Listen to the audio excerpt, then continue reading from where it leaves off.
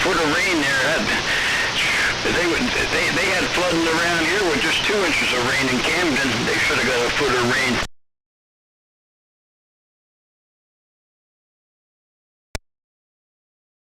We get a foot of rain around here. 30-30 be out there building an ark with all of his carpentry skills. You say what, Bob, about carpentry skills? I didn't catch the first part. I said you'd be out here building an ark if we got a foot of rain. Oh yeah, Roger. There's a guy over there by the prison in Leesburg. He had a sawmill over there. He was building an ark out of aluminum. Dude, Catfish?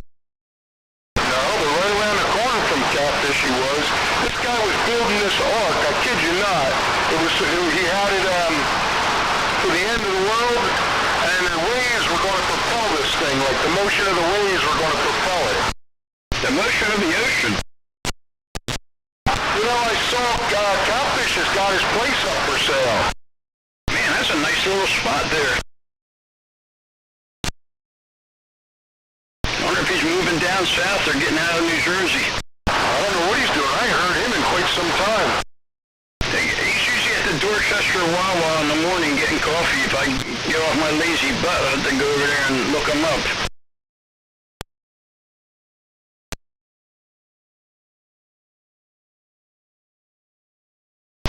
Yeah, some guy down in Kentucky built an ark, and it's like going to Disney World, I heard. You know, it's like a destination. Yeah, this wasn't like that, though. This wasn't really big or anything. I mean, it was pretty big. I saw it. I guess it was like 40 foot or something. Well, that's bigger than my house.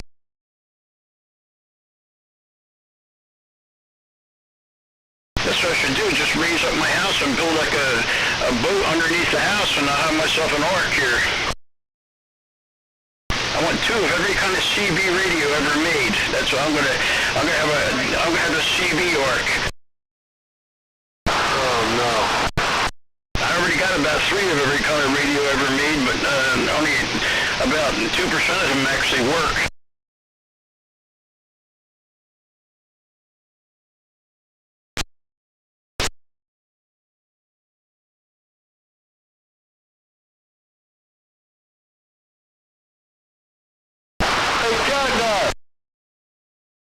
Yes, sir. Pissed off, I'm unpackaging an antenna here, and these freaking styrofoam peanuts are going everywhere. I hate those damn things. I got the big shop fan on in here, and I didn't expect those peanuts to come out. Oh my goodness, it looked like it was snowing in here. Oh no! Yep, I had to turn the fan off to clean them all up. Then I was there's a whole thing in there about how they're biodegradable. If the water hits them, they like shrink up. Right, that's right. Tom, you should reenact that, make a video of that, and put it up on your YouTube channel and go viral. Yeah. Like getting pissed off about the peanuts, right? Yeah, put an unboxing gone wrong. Yeah. Or a warning label. If you buy this antenna, be careful when you unpackage it. Yeah, go ahead. I mean, just put the peanuts back in there and pretend you're doing, reenact it. That's a lot of stuff is on TV. You see, they're reenacting. Maybe I can sue them. Yeah, they'll send you free antennas for life. Yeah, just what I need, right? 2 of every kind of antenna.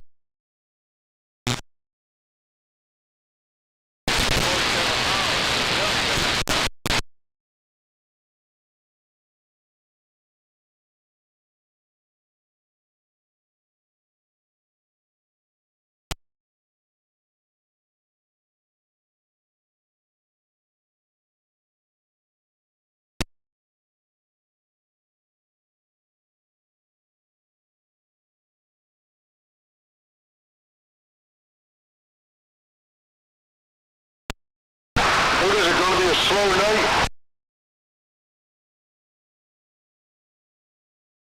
Yeah, where the hell is everybody? Well, we haven't heard what do we call them there? Our matriarch, or I don't know. That would be 10. No, patriarch, not matriarch. The meat truck would probably be Brother Rat, probably. Yeah, we haven't heard it.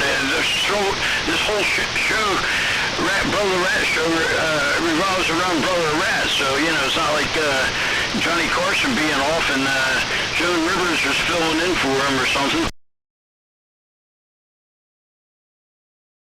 I'm trying too hard, I know. Uh-oh.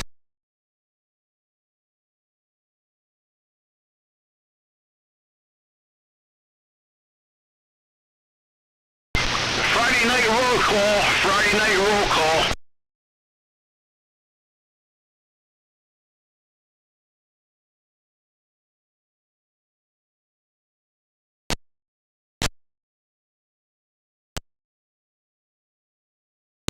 Pitiful.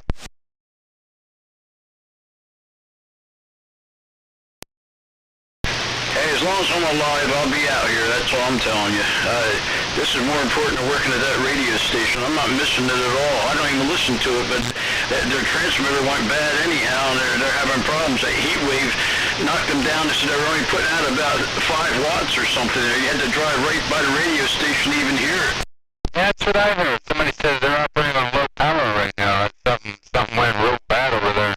Put your radio on 92.1 if you have one there, Catnap, and if they haven't fixed it yet, you can probably barely hear it. I know I checked their stream out on TV on the TuneIn app, but I'm not even getting anything unless they fix that, because they should be able to stream.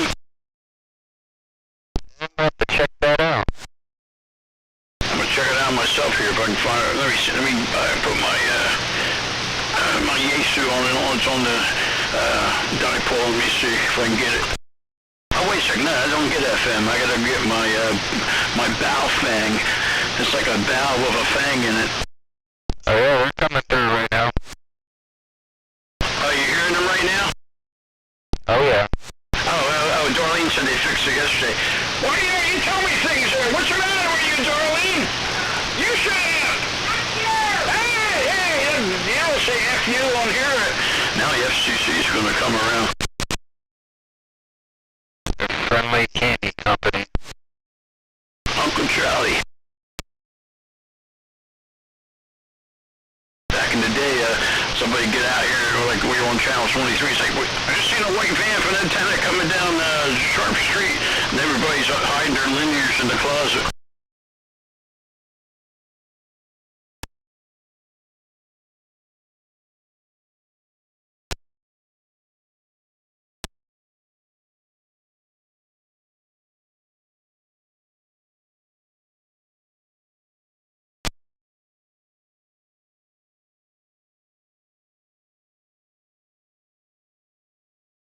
Welcome to the end of Sunspot cycle number 25. It will return in about 5 years with the latest episode called Sunspot Cycle 26, in which I'll be in my 80s by then, but at least I'll have one more, I think.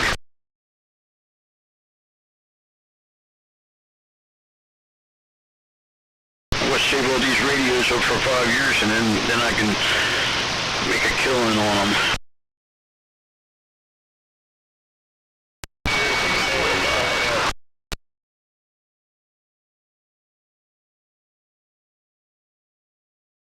We're still live on East 65. On the east side of 865. I'm in the middle of 865, or what's the middle? I always figure out if you went north and you kept going north, you would start going south at one point and then start going north again. But if you go east, you would continue to go east and you would never go west. That's the paradox I'm trying to figure out. Oh, Bob. Oh, Bob.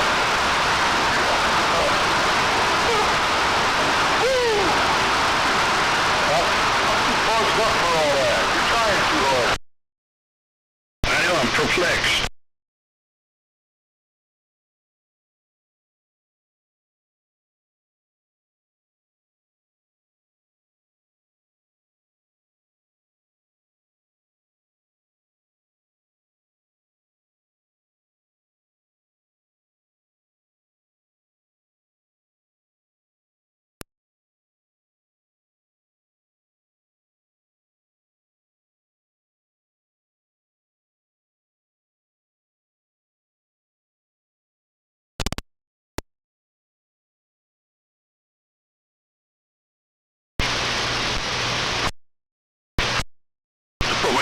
for Brother Rat's benefit.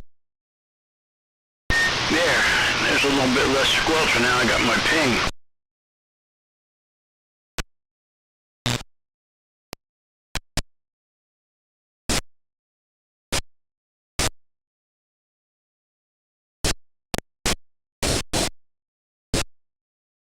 I'm talking on a Mark II, I'm talking on a Mark III transmitter and a Mark II receiver.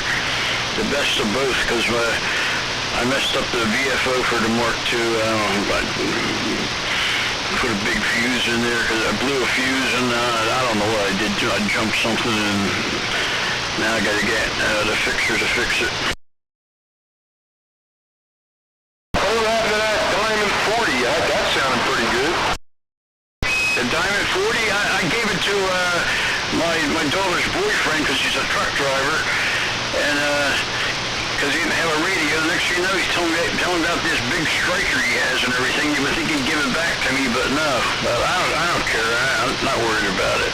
Her father had, my daughter's father had his CBs in the closet there, and she showed me, said she's going to give them to me, but I forgot to take them. It was a President Washington there in a Cobra 2000, and he used to be loud on that Cobra 2000, but I like talking on tube equipment, so yeah, I'll probably never use it. But if I can talk on a tube radio, I'm going to talk on it.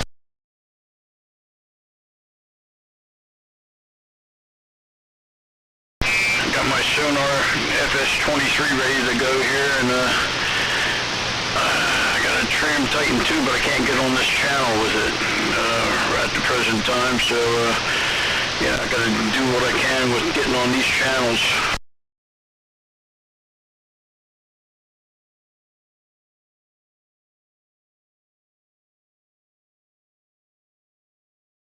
I got some old Robin tube sets, and the green Robin, there's 4 or 5 of them in parts out in the garage, and a bunch of old Lafayettes I can put a VFO on, but they don't work so hot, so this seems to be what's working the best for me right now.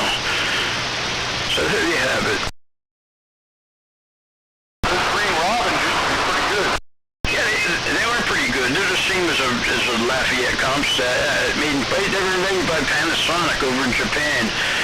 They're good radios. So the green Robin is extra good. It had an RF gain on it, and too many light bulbs on it there. I think you said you had one, and you turn the lights out, lit up like a Christmas tree, unless that was your Demco. I mean, you've had several radios go through your hands.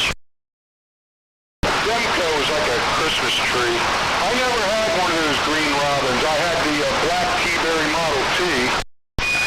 Model T was good because it had a green, a yellow, and a red light on it. That was actually my favorite.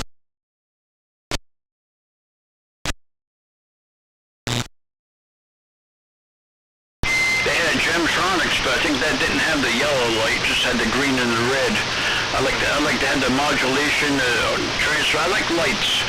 I like to turn the lights out, and actually sometimes when I put a Browning on the desk here, I take the cabinets off there and sit here in the dark and just let the tubes light up the room. The smell of ozone.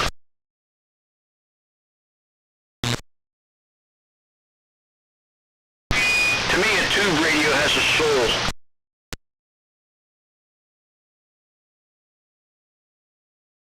That nap's pissing me off.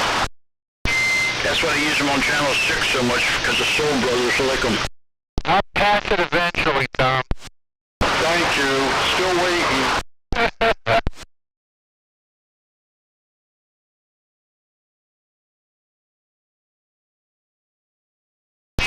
I'm at RJ, or number 10, or any of you guys. I think Pegasus is like an 8 o'clocker. We're all slacking today. We discussed this earlier with Darlene. She said it's summertime. Wintertime, they'll all be in there 4:30 in the afternoon.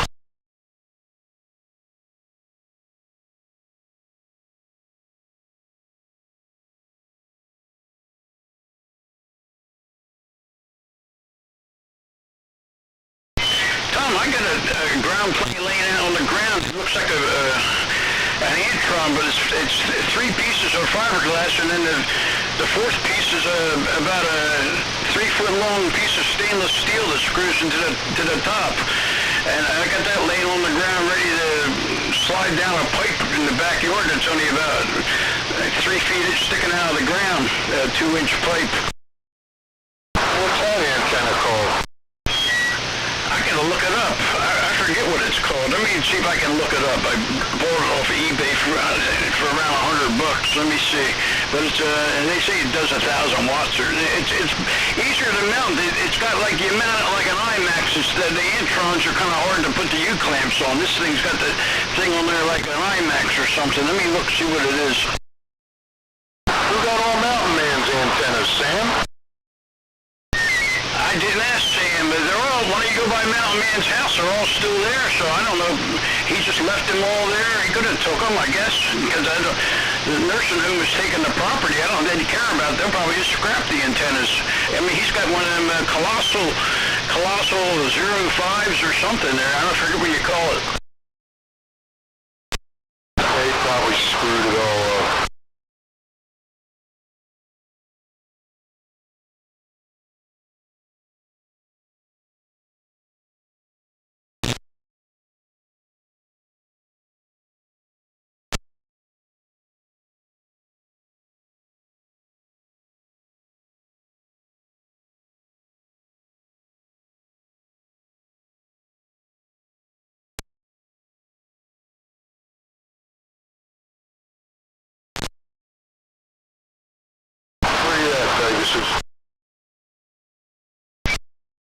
Tom, that antenna I bought was called a Taurus half-wave CB fiberglass base station antenna. I paid $1.25 for it. It's 4 pieces. It's called a Taurus. T as in Tango, A as in Alpha, U as in Uniform, R as in Romeo, U as in urine, and S as in shit.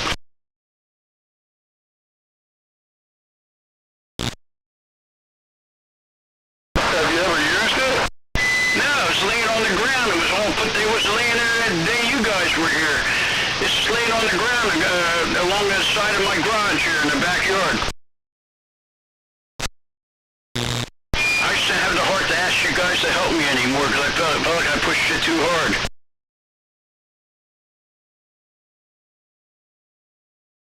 It's on about a 25 or 30-foot piece of water pipe that I got off a white whale a long time ago. Me and Darlene tried to lift it, and my friend JT was over here, gave me some old linears, and he said that was too heavy for him to lift. He said, you need at least 3 guys to put this thing up.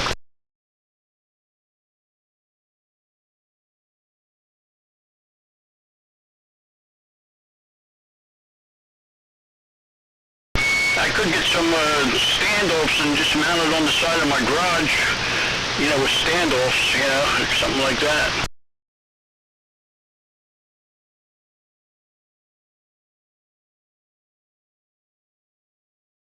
I have a boatload of options. That's funny right there. It ain't too funny if you're out in Missouri with 12 inches of water. You know, you want to have a boatload of getting the hell out of there. Yeah, I'll say.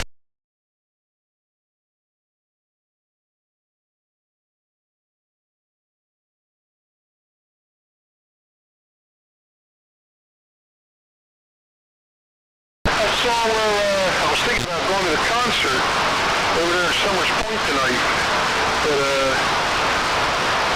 they kept saying that, yeah, it's going to be a bad thunderstorm tonight. I saw where that concert over there is the #1 free concert series in the whole United States. Wow, this was like, what, 8 miles from where you live? Yeah, it's right over there on the beach across from Tony Mart's. Tony Mart's and Bay Shores, those were my days when I had long hair. I used to talk to you on my radio back in them days when I was at Tony Mart's. The guy that puts it on, his name's Carmen somebody. He's an attorney, but his dad owned Tony Mart's. So the whole concert series is always called Tony Mart's Presents. Oh, that's really cool. Really cool. They used Tony Mart's in that movie, Eddie and the Cruisers.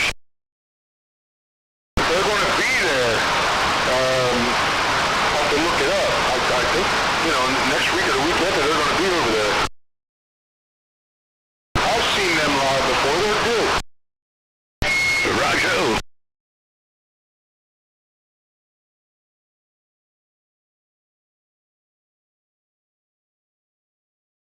Funny thing is, he don't have enough music. Most of the bands come in there stand alone, you know? But he don't have enough music. They always have to have another band come on for like the second set. Well, it gives you some variety. Yeah, but it's kind of weird. He never did anything else, I guess.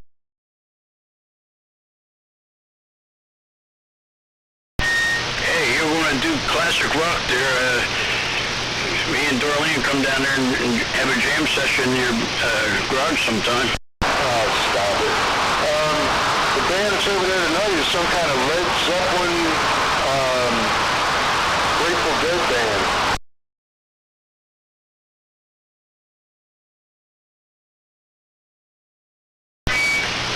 Roger on that.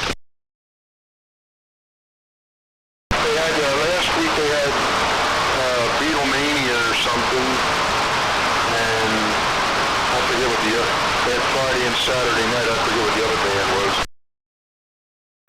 Barry just had the Soul Cruisers. I saw them down there last year. They're pretty good. I've heard of them, but I've never seen them. They're like a Temptations kind of thing. You know, they're all dressed in the suits and they do all the dance moves and all.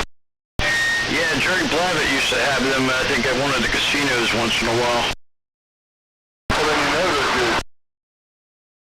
Well, I was involved with the Patty Latanzi and Billy Carlucci show there and up at Club Veer in Cherry Hill for a while. They're doing sound and stuff for them and playing the backing tracks. And they had a lot of groups like that sound like the Supremes and the Temptations and all that.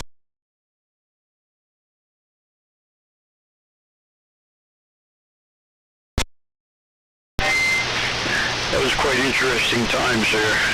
Billy Carlucci, he had a band called Billy and the Essentials there. He told me that he's 80 years old now, but when he was a teenager, he said him and his friends were at the Philadelphia Arena, I guess where the 76ers used to play. I don't know, they were in the bathroom harmonizing, and this guy came in and heard him. His name was Johnny Madera, and that guy's my cousin. He said, well, that's the guy that discovered him.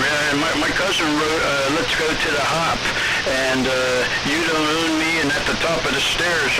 He made enough money to live out there in Palisades, California, almost got his house burned down. I hear you. I thought you were going to tell me that they were in a pizza shop up in Chester. A pizza shop in Chester? Yeah, and Jerry Blavitt came in. No, I think that's where Bill Haley was. He was from Chester, but his partner, Wayne Wright, back in the, I guess the 40s or 50s, where they were like Yodel and Bill and Brother Wayne. That was Bill Haley and Wayne Wright, and Wayne Wright built a house out in Estelle Manor on 4th Avenue back in 1963 or 64, and all of his kids went to school with me, and Wayne Wright, he died now, but his son David Wright is still a good bass player. I don't know where he's at now, but he was playing in a band called Hawkins Road here back about 30 years ago. I heard about Hawkins Road band.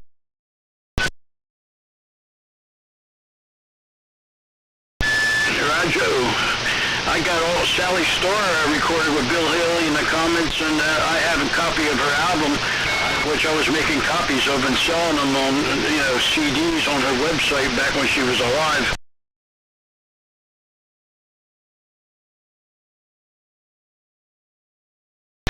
Her best song was ABC Rock.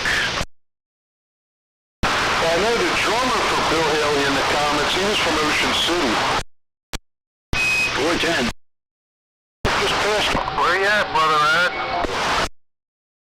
Hey, Tom, somebody's breaking in there. Go ahead, break.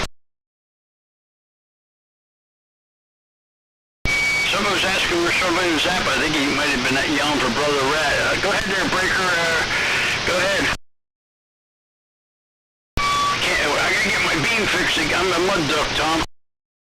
I can't hear anybody.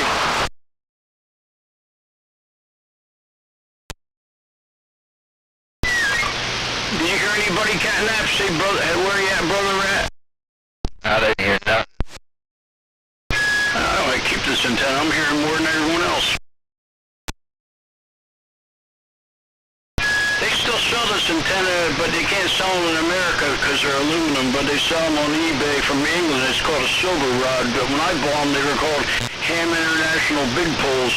They were $25 a piece, and I was selling them for like $40 when I had my CB shop there, so I kept one for myself. Hey, Catnap. Catnap. Yo! I used to have some girlfriends call me by both those names. What, your girlfriend called you Big Pole? International Big Pole. Oh, you're like the most interesting man in the world there. Yeah, stay thirsty, my friend. And I slept at a Holiday Inn last night. Yeah, Holiday Inn, and you talked on channel 865. You're the most interesting man. I've seen your YouTube videos. The retired old guy, is that what it is, or something like that?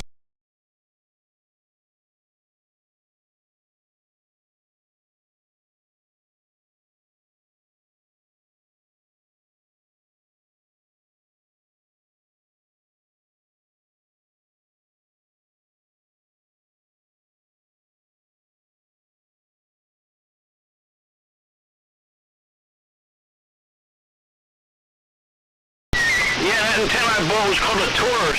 It's three-piece fiberglass, and then the fourth piece is stainless steel, like a stainless steel whip material. That kind of stainless steel. I guess it was very stainless.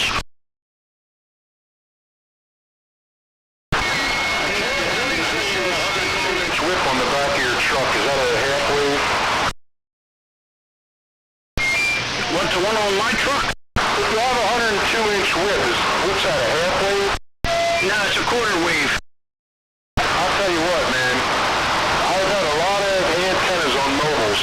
I've had all the, all the K40s and the other one that came out after that. I got them all. And I think the 102-inch whip works the best. I used to see you go by my house in that maroon Ford pickup truck. I think I had a white fiberglass long whip on it. Yes, I did. Yep, I had the stainless and the fiberglass one. Whenever I felt the mood, I'd change them around. I still have one 102 or 108-inch whip out in the garage. I used to get like they come in a tube, like I think half a dozen or 6 or 7 in a tube, and I have one left, and everybody sees it. All right, get that off you. I said, no, I can't. I'm going to do something with that someday. I don't know what. Probably put it on a mag mount and put it on top of my pole barn and use the pole barn for ground plane. I got a little like a Wilson 1000 up there now. It don't get out all that good. Maybe if I pump up some juice into it, I'll have to try it sometime. I got some linears laying around here. Some linears? I got a couple tube linears. I'll have you check out for me sometime when I get up that way there, Catnap, and then make an arrangement or an appointment to make sure you're there. Oh, I got you, man. Anytime. I really appreciate the work you've done for me there, and I'm glad you're there. I appreciate you, Bob.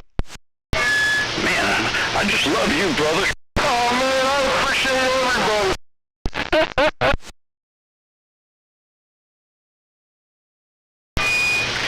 I feel like I already died and went to heaven because it seems like everybody's nice. Everywhere I go, everybody's nice all the time.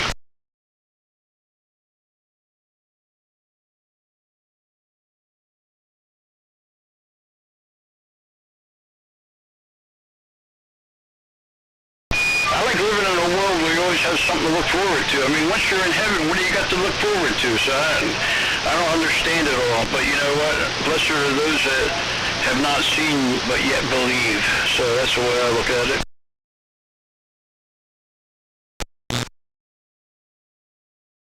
That's what Jesus said to doubting Thomas. Is that what he said? Is that who's that was the words of Jesus? Wow. Then that was to the doubting Thomas.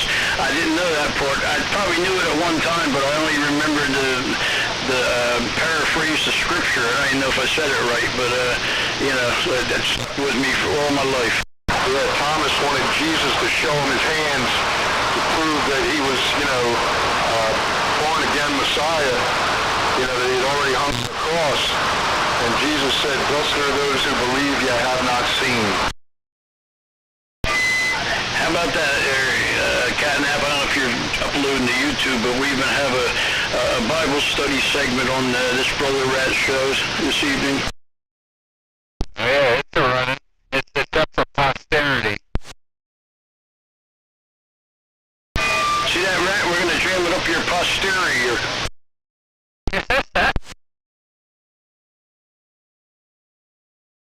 How lame can the guy be? He knows there's a Brother Rat night out here every Friday night. He don't show up. Because there was hardly anyone out here Tuesday night. I was out here Tuesday. I don't know. Maybe it was just Tom, and I don't know. Rat was out here for a while, and there was a few people, but it wasn't all that much. I think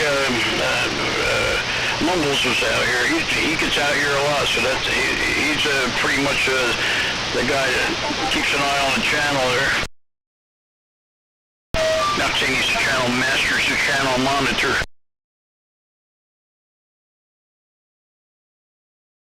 Last night was all Skip out here, Tom's friend out there, Stonewall, all that, but I went up to 915 and I was talking to somebody in North Carolina, I forget now, a couple guys, a guy in Kentucky named Chris, and I forget the guy in Carolina. I was looking for Fixer because he's over there in Indiana.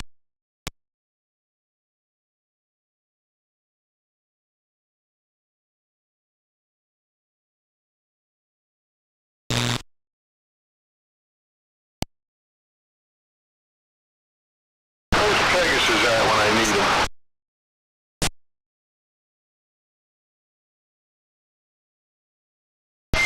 Man, if I didn't spend money on eBay, I'd be pretty wealthy right now.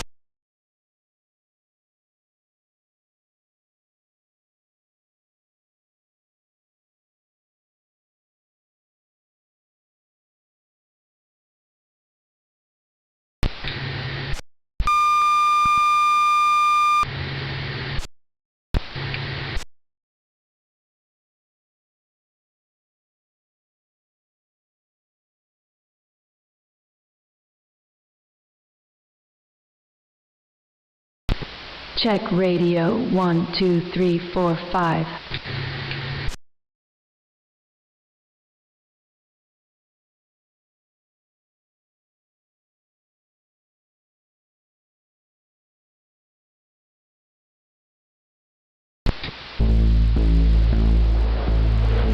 The nation's hottest hi-fi station. Operator 999.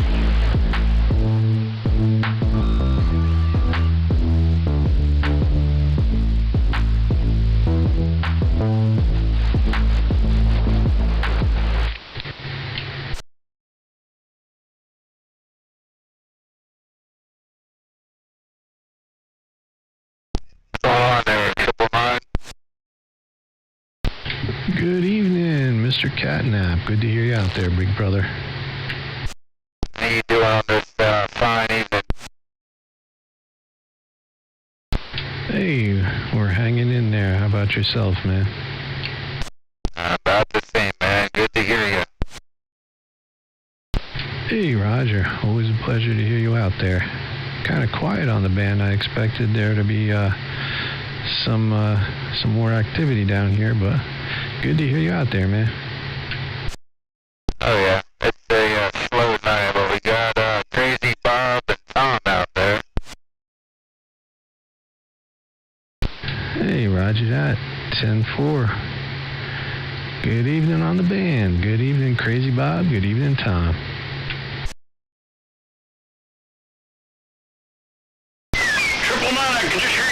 But my beam is disabled right now. You've seen how years ago that one of the back door fell off it, but I gotta get a new gamma match, so I'm just on my stick there, 999. But on top of the evening, too, if you can hear me, I'm running a couple 100 watts into this crappy antenna I got here. So there you have it from Crazy Bob. Good evening, 999. Number 9, number 9, number 9. You remember that, huh? Good evening. Always a pleasure to hear you.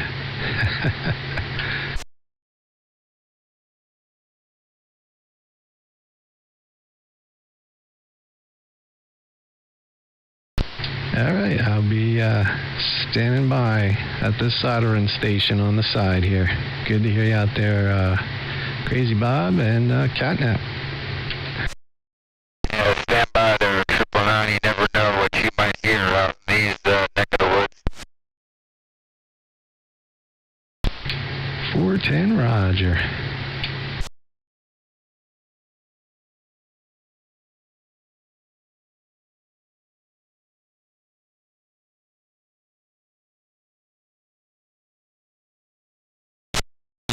Yeah, it's funny you say that there, Cat. Good evening, Todd T. Good evening, Todd T. 999. Crazy Bob, if you can hear me, good evening, Todd. What's up, Skip? How you doing, bro? We're doing okay. Good evening, 308 999 waving. Wave a light back, sounding good as usual. Right back, man. Booming in over here, sounding real good. I love the reverb. Yeah. Yeah, we're in the mobile here, cruising around. 10 Roger. Slow cruising at one pill driver. Sounding good.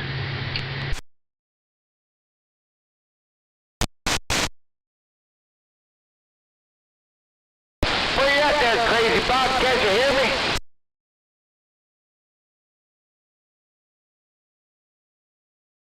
If Crazy Bob can't hear me.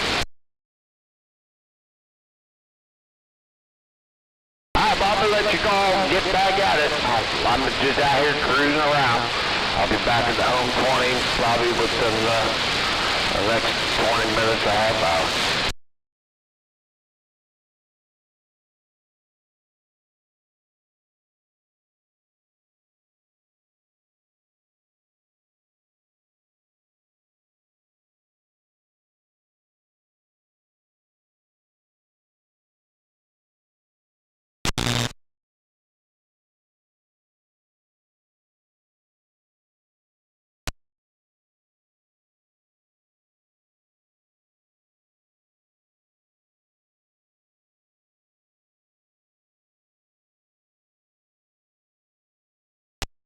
I guess nobody would want to have at it. What's going on, Cat?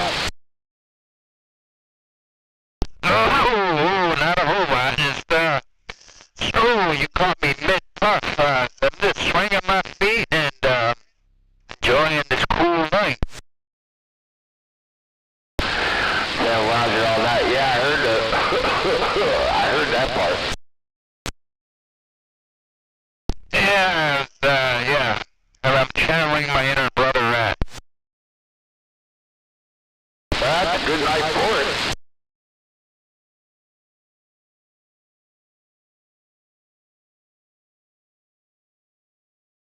Well, just is that brother rat?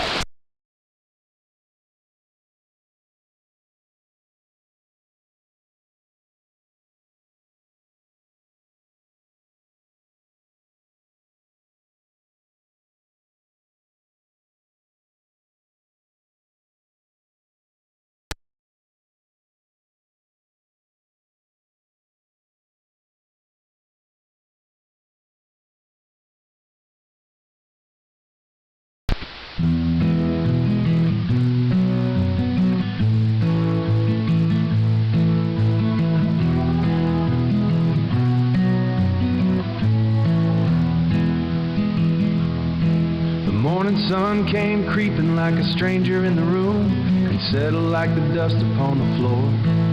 Brother Rat sat at the table in the quiet and the gloom, just staring at the locks upon his door.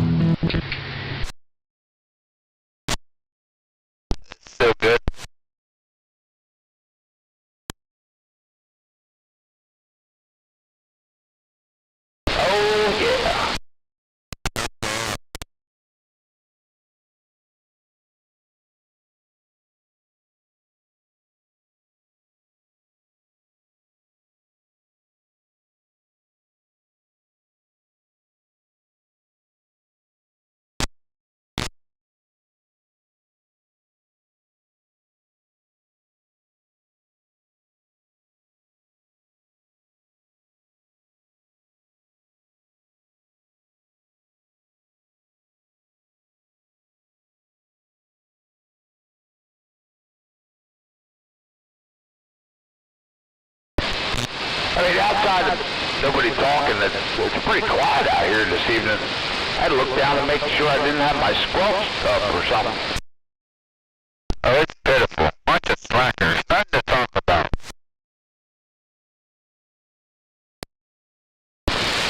You having a good Independence Day weekend there, Catnap?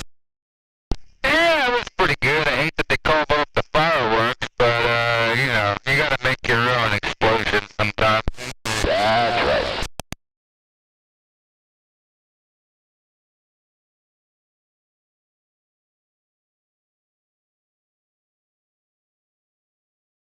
How was your Independence Day? Well, I didn't get arrested. Well, you know, that's always a good thing. Did you pull anybody over? No, you know I mean, I did get to use them, and they got to be enjoyed, but I sat the car in the sun, and that stuff I cut up to make them lights, freaking melted in the sun. No shit. Yeah.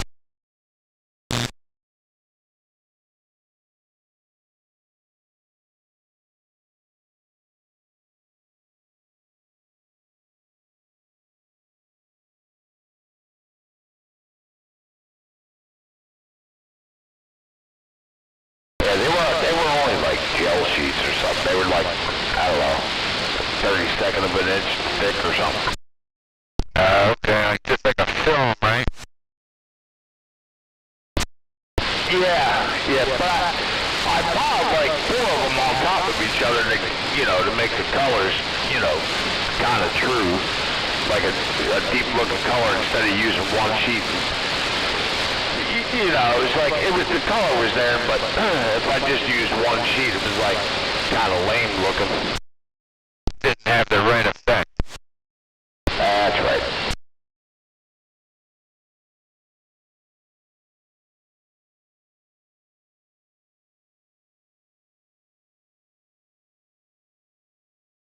I got some unintended, unplanned automotive-esque motorcycle freaking repair to do. My damn solenoid took a shit on me. Wait, starter solenoid? Yeah, that's right. What happens when you hit it with a hammer? Yeah, it don't do shit. Yeah, I think it's, what do you call it? I think it's, gets a little pit on it and it spot welds together. Okay, alright. I'm doing the old screwdriver trick for the moment.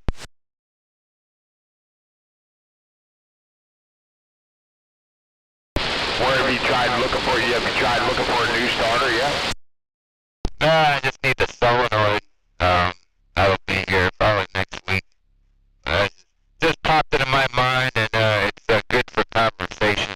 I went to start it up this morning and nothing. Oh, so you can, well, that's pretty good. You can actually separate the solenoid from the starter then. That's good. Yeah, the starter's a standalone unit. It ain't attached in no way. The solenoid mounts it's under a little panel on the right side by the battery. Roger. I think it's fucking stupid. Yeah, but yeah, a little bit, but at the same time, you don't have to buy a whole starter. All you gotta do is buy the solenoid. That's very true. And I thought you were gonna go in a different route because full of shit. I was gonna say if you didn't have that solenoid there and you tried to go direct, you'd have a hot thumb on that button. That is true too. That shit pulls some current. Oh yeah.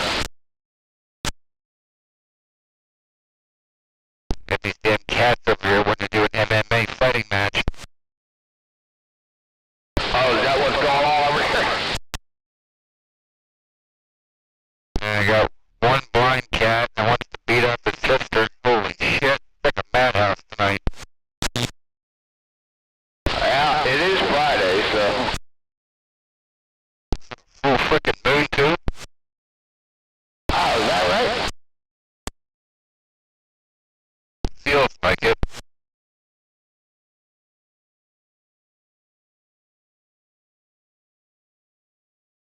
It might be, Rabbit. It might.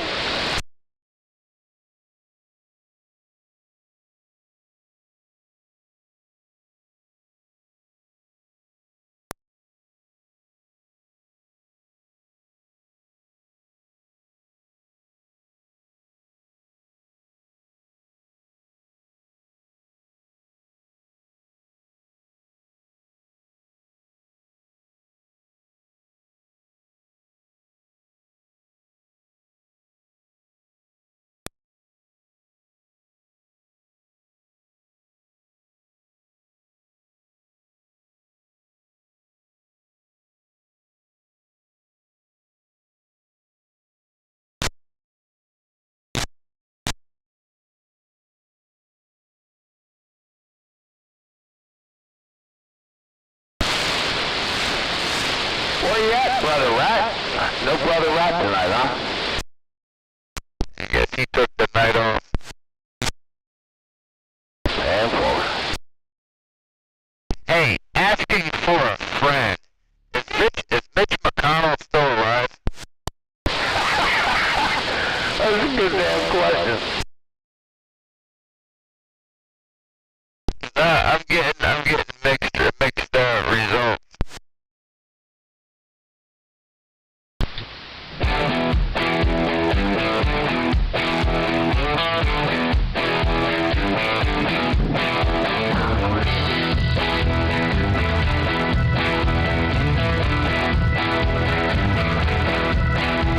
The midnight grease is thick on the interstate floor. 10-4 patterns banging on the trailer door. A ghost in the skip is hunting for a channel gap. A ghost end is hunting for a channel gap. Nobody's breathing for the shadow of the catnap. He's got the modulation pinned to the red line edge. A mountain, a copper waiting to the red line edge. A mountain, a copper waiting on a voltage pledge. Oh, feel the phantom screaming through the metal skin. Vacuum seal lightning lift the wattage in. He's the king of the air, the lord of the wire. Catnap riding, tell the skips to move on. He's owning the frequency until the break of dawn. Out in the frequency until the break of dawn. Three-stage heat from a box of glowing glass. Moving through the static like a lightning pass. Moving through the static like a lightning pass. He doesn't need a mic check while the big tubes blast. He doesn't need a mic check, he doesn't need a call. He just turns the dial and he levels the wall. From the Jersey pines to the Georgia clay, nobody's talking while the big tubes play. Oh, feel the phantom screaming through the metal skin. Vacuum seal lightning left the wattage in. He's the king of the air, the lord of the wire. Catnap riding on a pillar of fire. He's owning the frequency until the break of dawn. Out in the frequency until the break of dawn. Breaker 19, this is Catnap. Coming through like a runaway train. Coming through like a runaway train. Got the phantom howling at the moon. I don't just talk, I leave a scar on the air. And for a good buddy, catch you on the flip side. Catnap, I'm gone. Push, raspy vocal fade, get gone, little radio man. Oh, man, that was something else right there. That was pretty good. Yeah, that was good. That was good, man. I was watched on the waterfall, and you got one hell of a signal there, Triple Nine. Hey, Roger, I appreciate it. I mean, you got perfect 10 kc spread. I mean, you have no splatter at all. Yep, that's That's what I'm shooting for. Spectral purity of at least negative 45 dBc. So, I appreciate it. Thank you. Oh yeah, I mean, I call it as I sees it, and when you key up, you own the channel from 860 to 70. It's all you, my friend. So keep up the good work. I got one more I'm gonna play for you before Brother Rat gets on here. You gotta give me a few minutes, but I'll be on the side.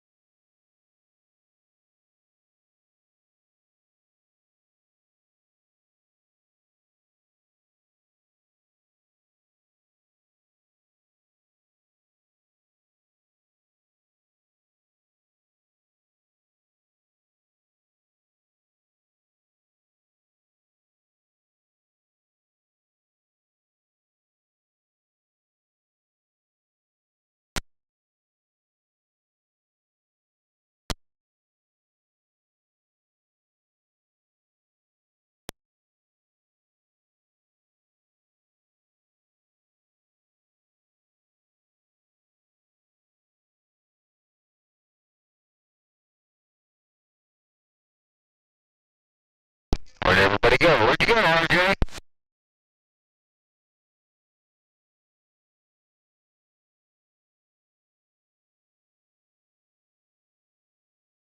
Everybody abandoned ship.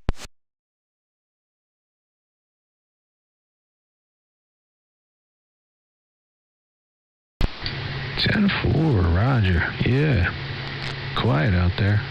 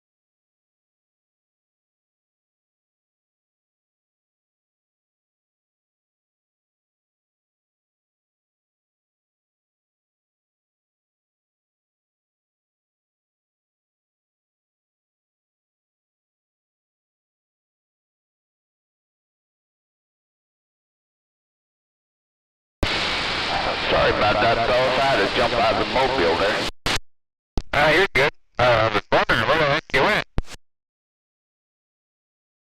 got really quiet. Wee quiet.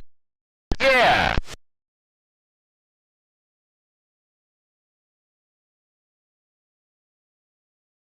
I was going to say something, but I mean, I put my 2 cents in about the song, so then I had to jump out the vehicle.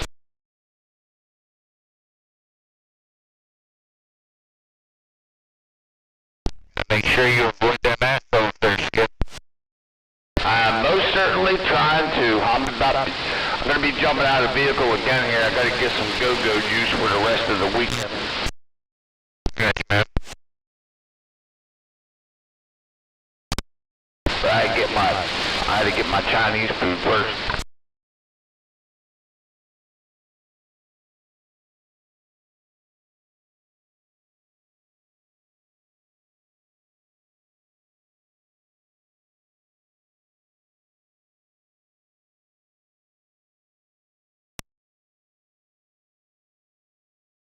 Just check the weather for tomorrow. It's gonna freaking rain again.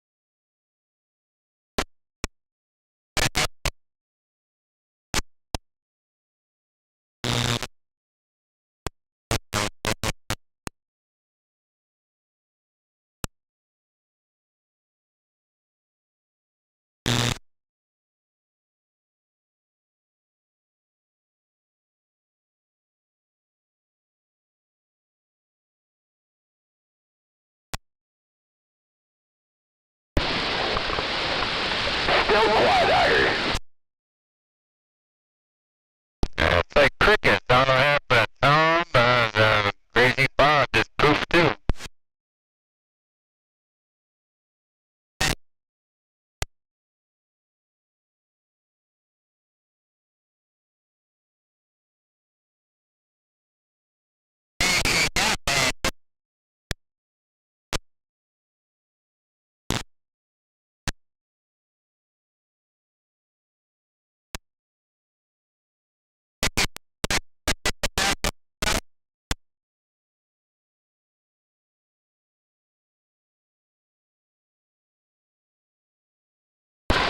What'd you get yourself into today? Anything good?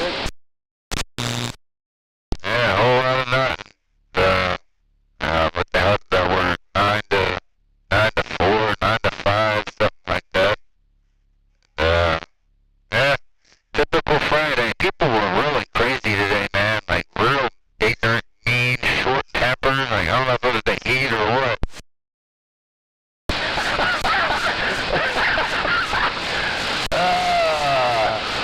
I think it was just Friday. Yeah, something happened. Maybe their stocks went down. Oh, no, I looked at my 401 the other day, my 401 basically, and it's doing like in the last quarter, it's doing like 20% better than it was the last quarter.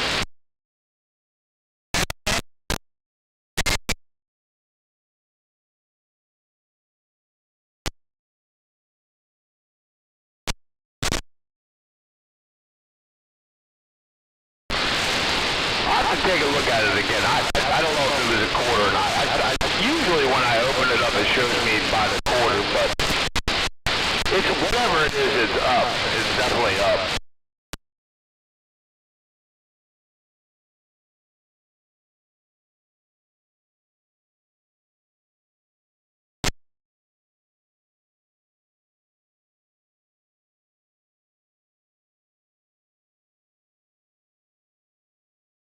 Hello, 1, 2, audio. You're on a blank. I'm having a brain fart over here. Alright, I just looked out. Just making sure I was modulating, that's all.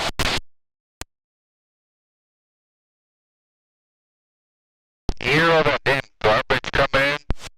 I do hear something way out there in the distance. I got my noise blanker also. Yeah, I do hear something going on.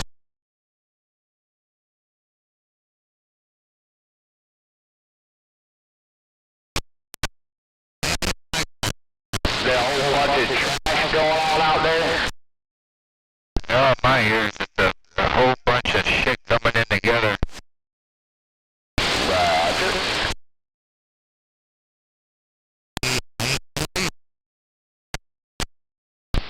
Hey, 308, break. Hey, go ahead there, triple line, come on.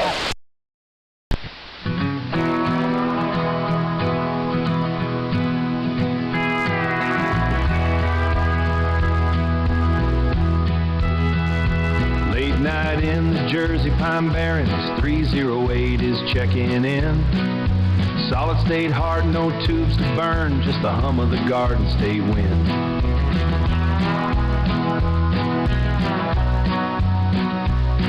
He's slow cruising the dial, high modulation in the dark. From his mobile unit, he's leaving every other heavy hit and spark. From his mobile unit, every other heavy hitter and spark. ORJ is the king of the radio waves, from the mobile to the base. He owns the airwaves of the Garden, no one can keep his pace. A striker in the cab, a ranger on the floor. 308 is knocking on the atmospheric door. Yeah, 308 is knocking on the atmospheric door.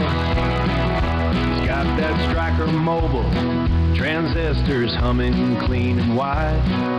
Reliable circuitry, nowhere for the weak signals to hide. Reliable circuitry, nowhere for the weak signals to hide. Driving through the cranberry bogs is high. Driving through the cranberry bogs, his voice hits the skip so hard, it rings out in the valley and rattles the suburban yard. ORJ is the king of the radio waves, from the mobile to the base. He owns the airwaves of the Garden, no one can keep his pace. A striker in the cab, a ranger on the floor. 308 is knocking on the atmospheric door. 308 is knocking on the atmospheric door. Now the ranger base is lit up, sitting on the desktop wood. Domination from the shoreline, modulation understood. Clean and steady, solid state, the pride of the 308. Ruling over every mile, leaving nothing up to fate. ORJ is the king of the radio waves, from the mobile to the base. He owns the airwaves of the Garden, no one can keep his pace. A striker in the cab, a ranger on the floor. 308 is knocking on the atmospheric door. 308 is knocking on the atmospheric door. This is 308, slow cruising on out. Garden State is clear. Catch you on the skip. Skip, skip. Fading into silence.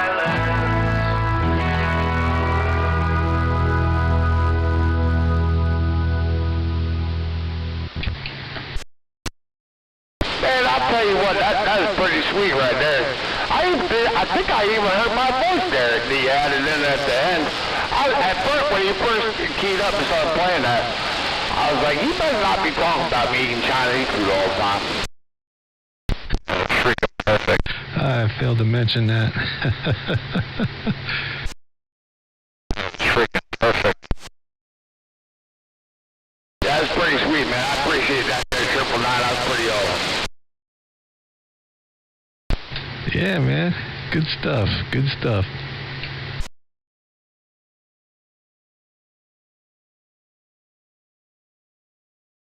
Oh, what's it again? It's a great evening. Great evening. No rain. No rain tonight.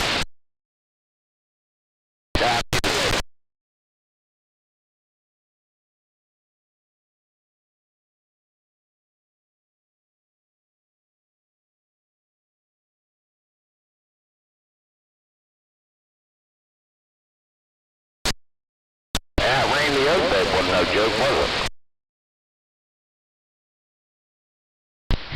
Yeah, we need it, though. I think we need a good 72 hours, 96 hours of steady rain, man. Definitely need the rain, for sure.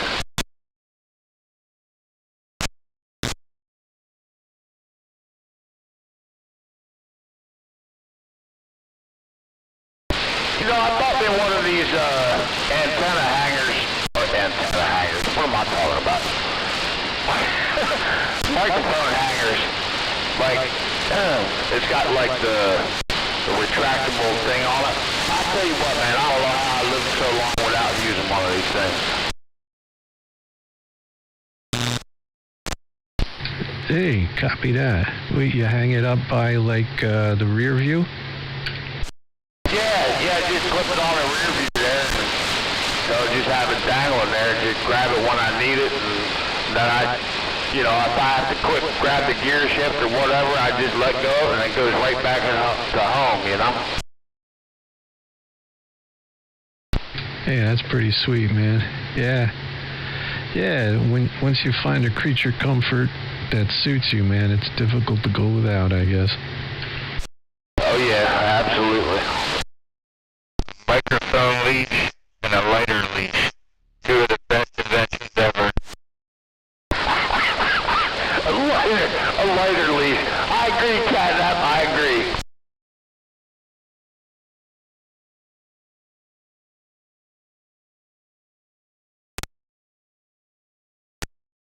That's just so easy, man. It's just like right there. When I'm done, I'm done. See it.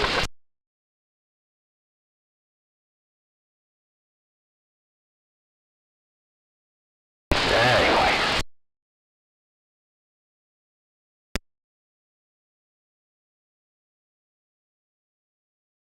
You know what I do have to watch out for there, Catnap? What's that? Some damn deer.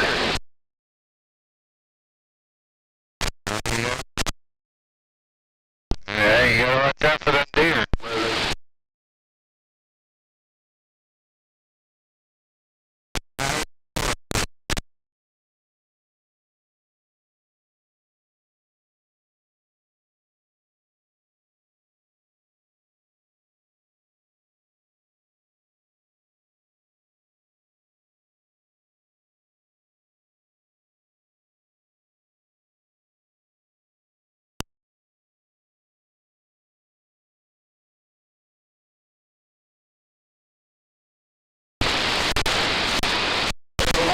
Where you at? I'm over.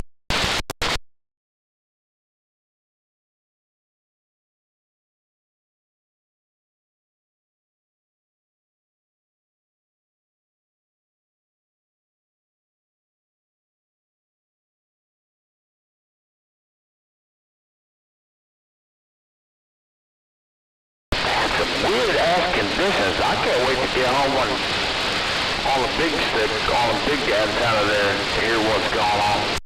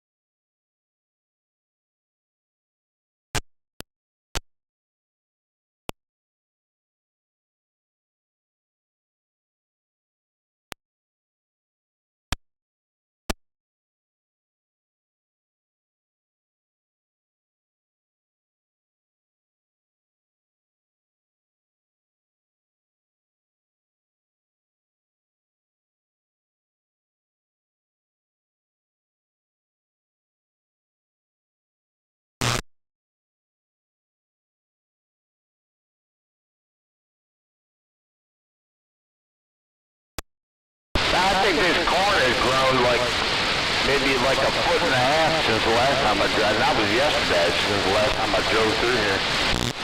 The corn's growing fast. I called most of that. He said, what's going fast? The cars are going fast? No, the corn. The corn is growing fast. Oh, the corn is growing fast. I got you now. All this damn rain doing something.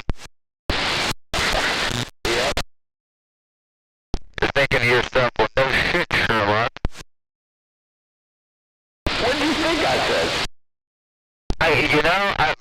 Right now, you're right about where my noise level is, and I couldn't even make a word out of that. Roger on that. No, all right. Understood. I'm not pulling in the driveway now, so catch up with you when I got my hand in there. Roger with a D.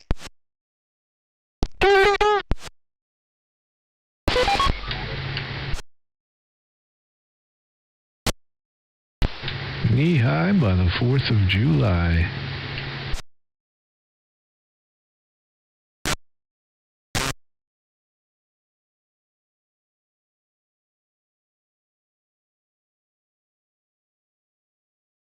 You better run.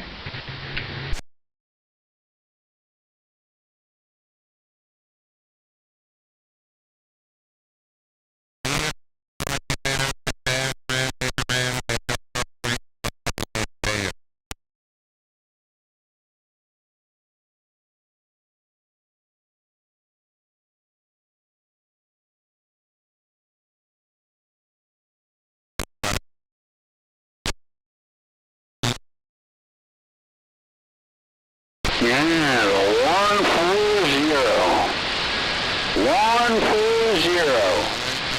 So good.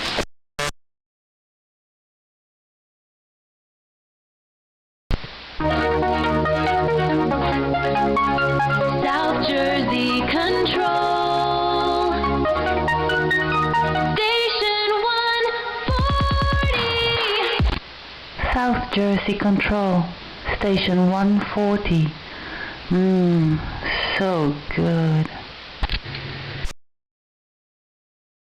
That's just too short. He was in there. How you making out, pal? How you doing, Mr. 140? Good to hear you out there, man. Yeah, 10-4. Good to hear you, too. For the past few days here, nothing but a whole bunch of heavy skip. 10-4. Oh, yeah. It was almost too much of a good thing after a while. Yeah, I couldn't hear anybody local. Yeah, exactly. Yeah, I will admit I had some fun shooting some skip. Man, just like you said, got to be a little bit too much. 10-4. I agree. Yeah, I couldn't hear anybody local. Even people like 5 miles away were getting covered up. It was something, man. Phenomenal. Well, yeah, I'd be talking to, 191, the captain and some of them other people, and I get partially through a sentence, and all of a sudden all gone, you know what I mean? It was like, wow, my poor little meter all the way from this radio banging, clicking all the way to the right, 10-4. Yeah, needle benders. Nothing but needle benders out there booming in. Yeah, 10-4. Yeah, your radio's sounding good, man. Got a real nice copy on you. Good modulation. Nice and clear. No squeaking or clicking or anything like that. Yeah, your voice sounds real nice. 10-4. Hey, Roger that. I do appreciate it. And you're always sounding like your lean, mean, and hungry sounding station. Always right up top. No, it ain't nothing like that. It ain't mean and lean. No, it's Small and quiet. 10-4. Oh, no, it ain't nothing like that. It ain't mean and lean, no. It's small and quiet. 10-4. 10-4. Always at the top of the pile, cutting right through the noise no matter what. Mr. Woodchuck. With your mean bad self. Man, good stuff. Yeah, I appreciate that. But things have been going good, and girls are okay, and work's been okay with you and stuff, and things are even running on an even plane. Yeah, we're making it day by day, no doubt. Girls are good. Work is good. They keep paying me, so I keep showing up, and I keep cashing the checks on Friday and gambling it all away by Monday. Roger? I don't know too much about that gambling stuff. No, that don't sound like you. It don't sound like you at all. But no, man, I'm glad you're okay. And like I said, you're sounding good, and family's okay. That's a good thing. And now the main thing is right now, wife's doing okay, not bad, and the air conditioner's still working. 10 more. Hey, Roger. Yeah, that's the important stuff. That's the important stuff right there. You hit the nail on the head. And no, I've never gambled a day in my life. Just keeping you on your toes is all. Yeah, I know that. I used to, way back, when I was quite a bit younger, I would gamble a little bit, but it never got under my skin that I had to do this. I knew I would never make a living doing that. 10 more. Yeah, because the house always wins, right? You beat me to it, 999. There you go. Yeah, I learned my lesson quick there. All right, buddy, I'll let you go. Good to hear your voice. Blessings around the house, and you take care and have a good day, and we'll have to get together up the diner again sometime. 10 more? Yeah, 410, that sounds good, yeah.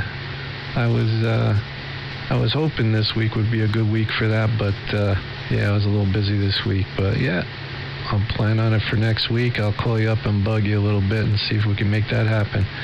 Mr. 140, South Jersey Control. Your little brother, 999, will be standing by. Always a pleasure, big brother. 8410, my friend. All right, you take care. That South Jersey Control, man, that goes way back. Good to hear it, though. Take care and have a good night, man.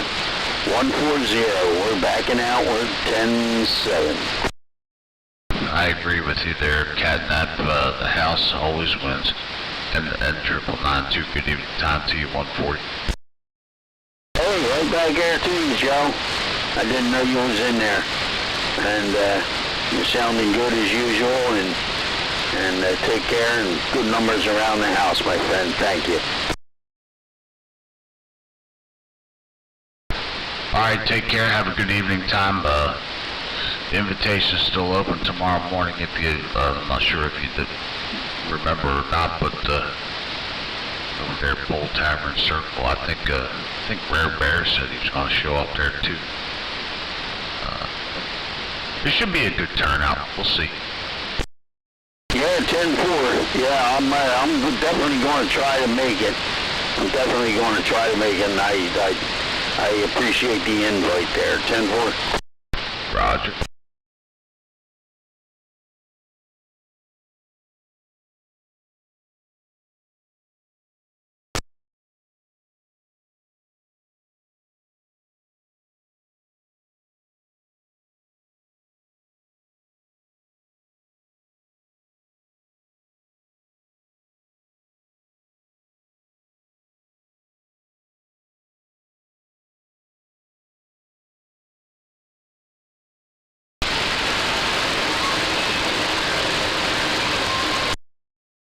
The hell was that? I don't know. You hear that? I did.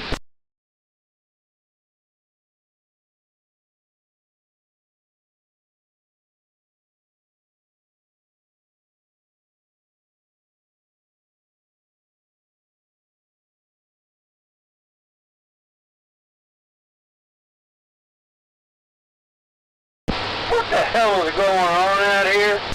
What the hell? Right!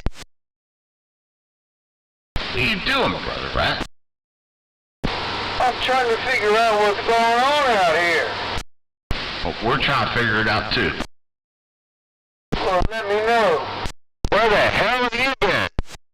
I've been right here. Hey! What? We'll be eavesdropping? No. What do you say, Cat? I don't know.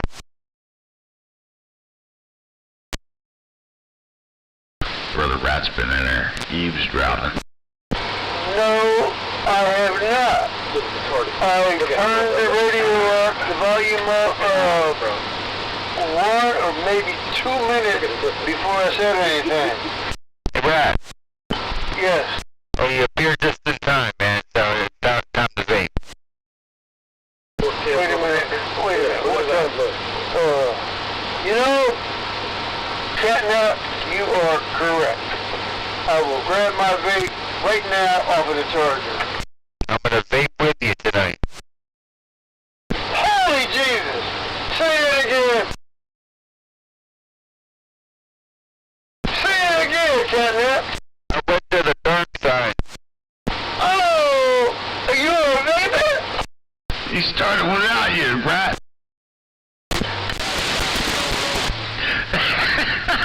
Hey, Catnap. Yes, sir. You know, the only reason he denied what I was saying is because I didn't say sandbagging. You know that, right? That's right.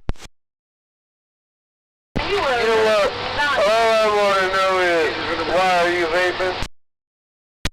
Why am I what? Why are you vaping? Look, you were... Look, not that you... You found out I know. Yeah, dude, but you weren't about that. I mean, it's not by choice. I mean, it was a role and it was handed to me, so it worked. Okay. Good evening time, Brother Rat. 999 waving at you. Hello there, 999. Good evening to you, sir. Hey, we're hanging in there. I just decided to hang in there till you showed up, and now I can put this station to bed finally. Good to hear you in there. Well, thank you, sir. Good to hear you, too. I'm only here for a minute. I've got several family members here, and we're, shut up. We're, partying a little bit, just checking on the radio. 410 Roger. Well, the more the merrier. Always a pleasure, big brother. You hang in there, and I'll catch you soon. Be good. All right, there, 999. Appreciate it, my friend. Catch you next time around. We ain't gonna be here long, so, you ain't missing nothing. 410 Roger. I heard what your radio said, and I'll be 10-7. Be good. Good evening, everybody. Hey, good evening, Tom, Dave. How you doing out there? Doing pretty good. Well, that's good, that's good. What's up, Dave? What's going on there, Catnap? RJ? Or Brother Rat? I think I heard 999 out there. Well, you big radios are out here tonight. Little Dave, I believe. Good to hear you, big brother. Good evening there, 999. That's what I said, all these big radios are out here tonight. I ain't heard one yet. That's right, that's right. Well, Catnap's here, that's all we need. Yeah. And Brother Rat, by the way, you sound good. Always do it, Davey. Dave, you know that. Good evening, my friend. Good evening, good evening.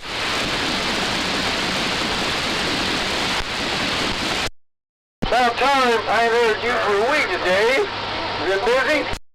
Yeah, I'm busy all the time, but I talked to you the other day. We were out here talking. Really? Yes. Okay, if you say so. I heard him. Hello there, 10. What's up, Ted? Good evening there. The happened, Brother Rat? Who? What did he say? I apologize. I'm gonna be on the clock. I said good evening, Uncle John. Good evening. Hey, Davey. Yeah, come on, Ken. Is he having a party or something over there? Yeah, he said he's got a couple family members over there. They're having a good time. Good for him. RJ's out here too. I didn't know if you heard him. No, I didn't. Good evening, RJ, if you can hear me. Hey, good evening time to you, number 10. Good evening. How about Pegasus and Tom? I don't know. I just got on a minute ago, so I don't know if they were here or not. Tom was out here. Bob was out here too, but they went poof. Puff the Magic Dragon. Puff the magic dragon lived by the sea, and he frolicked in the autumn mist. Was some island or something.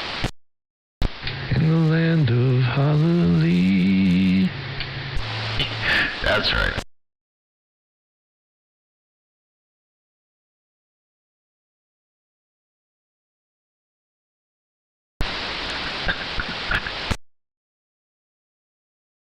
Right, you remember that song?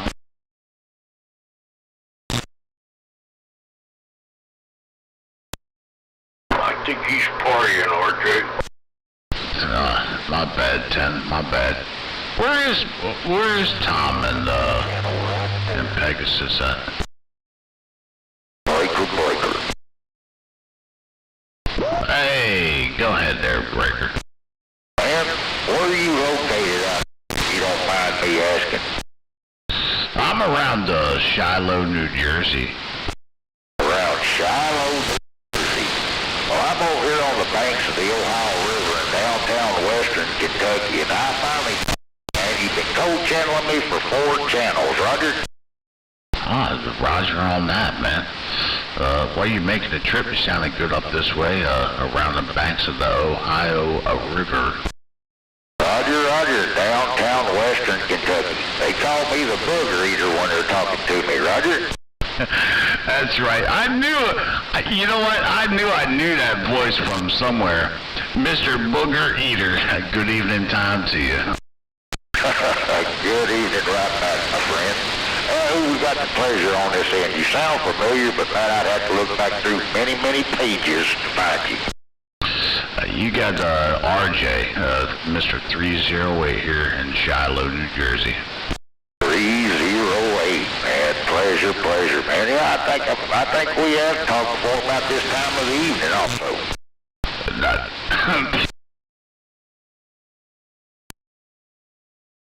That is correct. I'll let you finish that hit.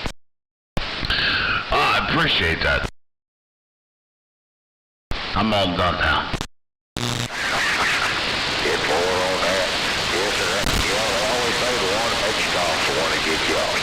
That's right. Well, I'll let you get back to your conversation with whoever you were conversating with, man. Mr. 308, I located you and I said hello. Hey, Mr. Booger Eater, it's always a pleasure, my friend. I hope to hear you more out there. It's been a while. It's been a while since we heard you out there. Yeah, we got a few locals. I mean, you got number 10. And this is in no particular order, by the way, but we got number 10 out there. There's a crazy Bob out there somewhere who got a Pegasus and a 3030, Mr. Tom. We got Catnap and 999. We got damn, I lost count. But there's one person that I want you to holler at, if you could, if you don't mind, and that's Brother Rat there in Cedarville, New Jersey. Cedarville, New Jersey. How about that Brother Rat? You in there, the booger eater, hollering at you.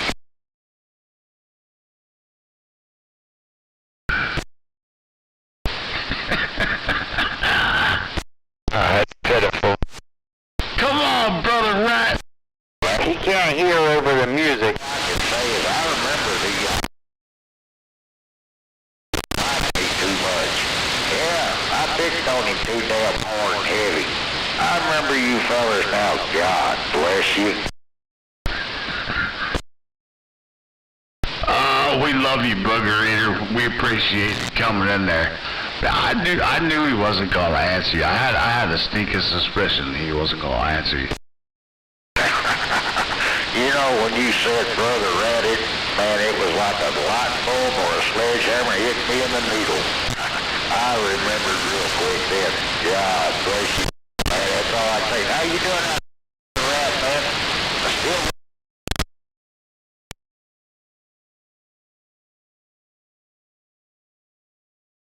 Come on, Brother Rat. He hates talking to Skip, man. I don't know why. I don't know what the deal is, man. He hates talking to Skip. Well, I tell you what, I'll let you fellas get back at it so he doesn't have to maintain radio silence. Y'all take care and enjoy your weekend. I appreciate the gentle and the grin. Be the Booger Eater, picking and a grinning. 73 to you. 73 is there to you, Booger Eater. Have yourself a fine one. Enjoy your weekend. Enjoy everything, especially this weekend coming up. Well, we're in it now. It's Friday night. Mr. Booger Eater, you're 308 here in Shiloh, New Jersey. We'll see you. Okay. Happy weekend.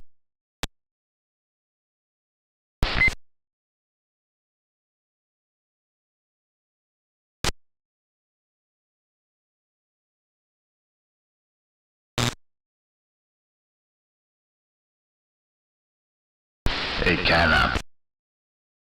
Yes, sir. You know what else I found funny about Mr. Booger Eater coming in there? Oh, what's that? Tom's probably over there dry heaving.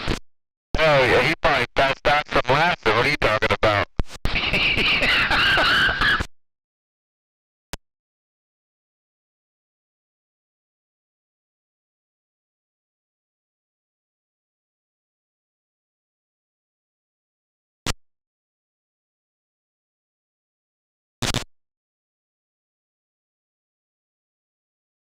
Hey, RJ. Yo. You know that Tom's wife is a VIP? I was going by Joe's butcher shop the other day, right? There's reserved parking for Lori. Really? Sure enough. I never noticed that. Yeah, big old sign for reserved parking. I gotta remember to tell that to Tom. He's got reserved parking over at Joe's butcher shop. Huh. I have to pay more attention next time. It's on the far end. In between where they smoke the chicken at and the building, or the other side? The other side, it would be facing Gershel. Oh, okay. Interesting. Okay. I just thought that was funny. It just caught my eye. I'll have to check that out next time I go over there, which will, well, it won't be tomorrow, but maybe Tuesday. There used to be a really pretty motorcycle sitting in that lot. Oh, yeah? And one day it just disappeared. Huh. Yeah, they got a bunch of stuff over there, and that things for sale and stuff from time to time. Oh, yeah.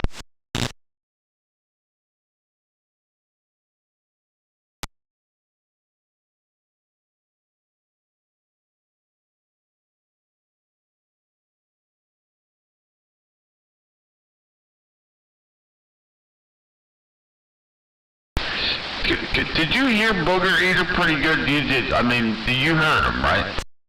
I heard most of what he was saying. He was kind of wavering on me. But I did catch, he said he heard you 4 channels over and he was looking for whoever was talking. I thought, you got that magic ears, man. Yeah, I don't know what that was all about because I'm not even running I ain't running nothing over here. Just doing what I usually do. I ain't got no power. All about those conditions. It's all about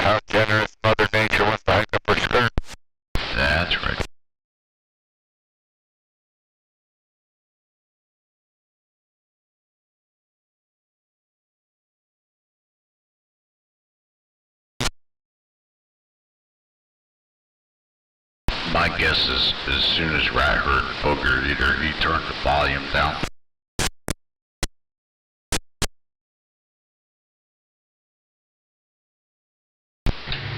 Breaker. Go ahead. RJ, I just came all the way downstairs and powered this thing back up again. What time are you going to be at the meetup tomorrow? Well, the scheduled time is 9 o'clock. I will probably, I'm going to attempt to be there probably maybe 8. Hey, Roger, on the 8 o'clock. What should I look for? You gonna be wearing something I could recognize? You ain't got to worry about that. I don't know what I'm wearing. I mean, no, I don't think you got to worry about that too much. Damn, what the hell was I going to say? I mean, it's a small place, but, you know, for the most part, and, I don't even, you know, I gotta reach out, I gotta text Squirrel, Mr. Squirrel there, and, see what time he's thinking about showing up.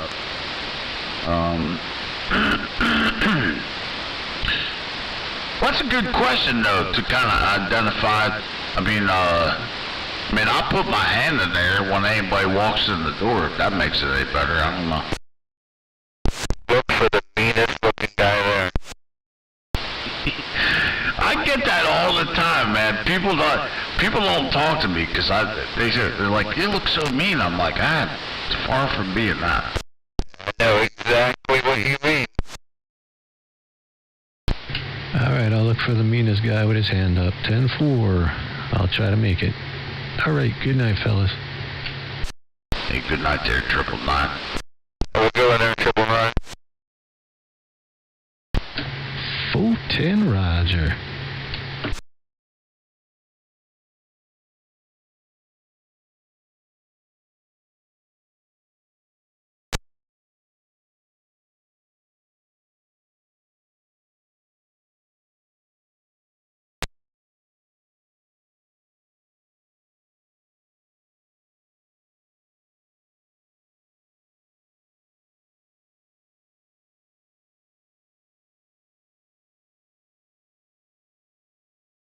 And Rat's doing blinkers over there. Rolling around on the floor. Yeah. Be right back. Roger.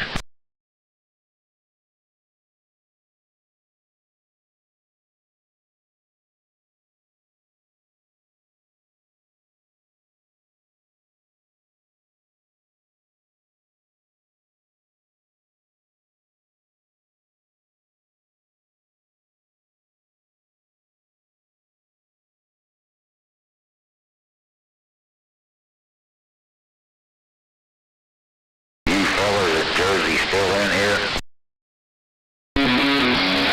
Someone. I love you.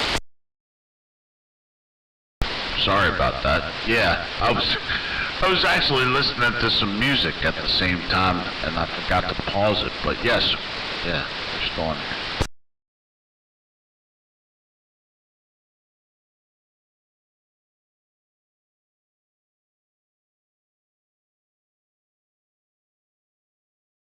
Where'd you go there, Booger Eater?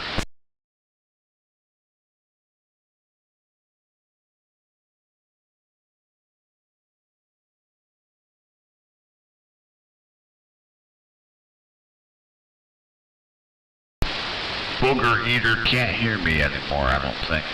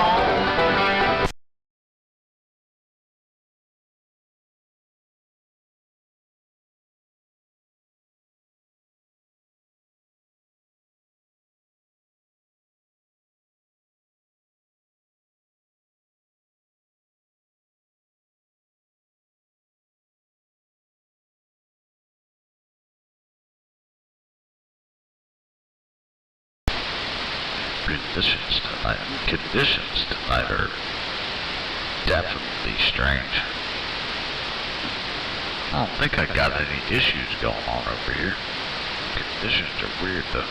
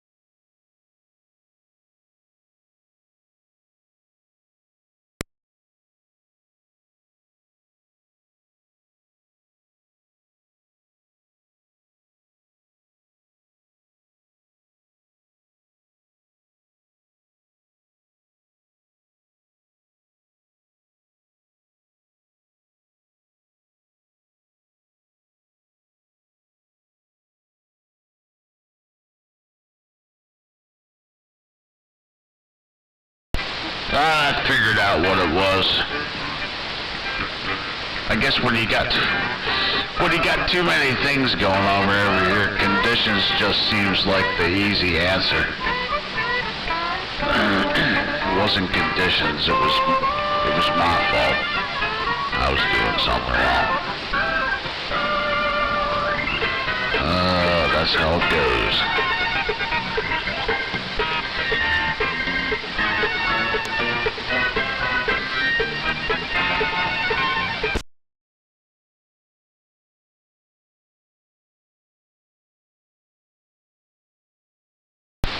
Shut up, dummy.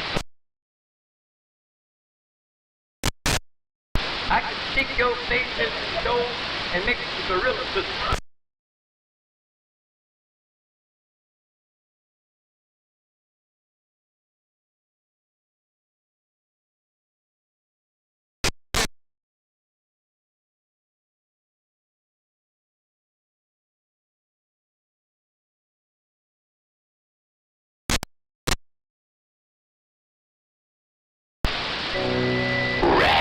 Radio. I got it. 3, 2, 1, 95.9. Lift off. The Rat.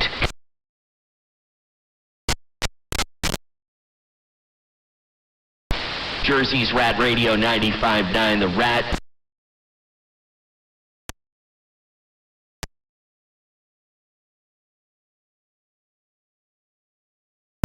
Come on, man.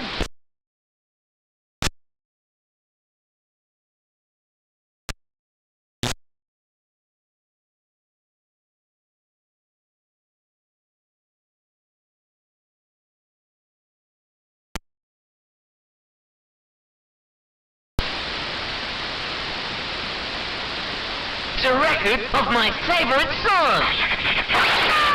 It's called Happy Happy Joy Joy. Hello, boys and girls. This is your old pal Stinky Whizzleteeth. This is a song about a whale. Oh!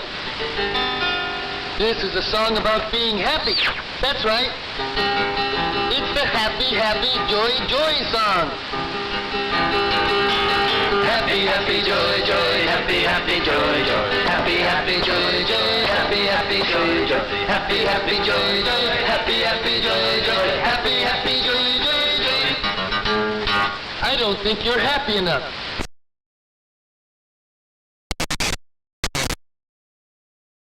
Sticky Whizzle Teeth. That's right, that's right.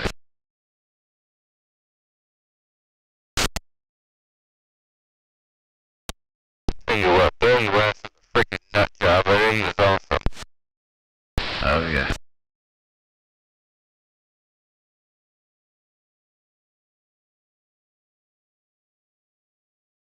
Were you ever into those cartoons?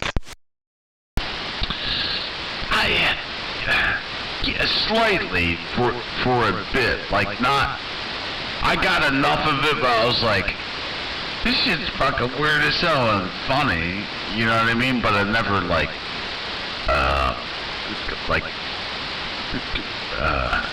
what's the word I'm looking for? What is the word I'm looking for? I never sank into it. I just thought it was hilarious. Yeah, you knew of it, you just wasn't really into it. What about, remember Rocco's Modern Life? It sounds familiar, but no. Not off the top of my head, no. Yeah, that's another good one. What was it called again? Rocco's Modern Life. It was, what the hell was it? The Wallaby, Australian dude, and, Spunky, the dog. It's cool. Okay, alright. It sounds familiar. Was that, around the same time as that other? Yeah, give or take, yeah. Okay, alright. Makes me wonder. That was a good show. Oh, it was an Australian guy and a dog, you said? Well, the main character, Rocco, he was I think it was a wallaby, and he had an Australian accent. And he's got a dog named Spunky, and a best friend, he's a cow, his name's Heifer. Okay. I'm not super familiar with it, but yes, it rings a bell, yeah. Yeah, you know of it. That is correct.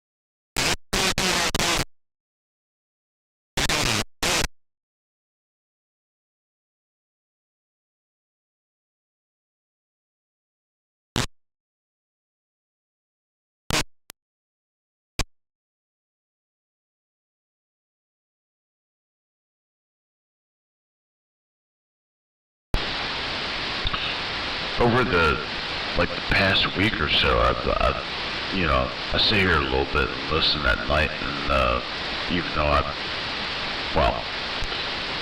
even if I don't key up or whatever, but I'm surprised. Well, not surprised. I shouldn't say that. I'm not surprised. It's just the fact of the conditions and the way that they are.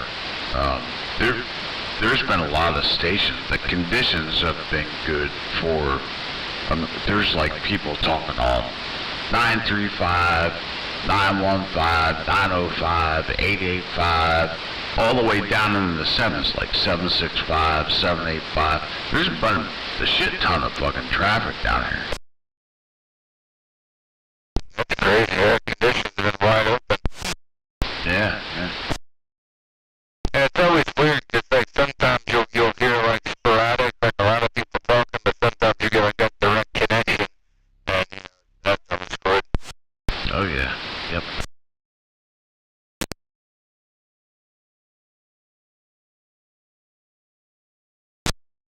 Just wait till the aliens start talking back to us. I can't wait for that moment, man. Nanu.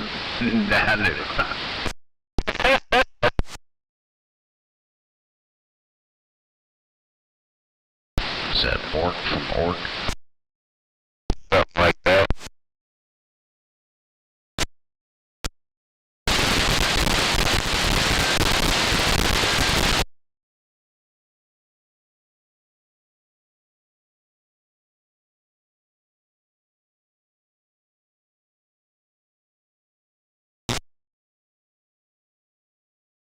Oh, Robin Williams. And he was a character. Yeah, to say the least, yeah.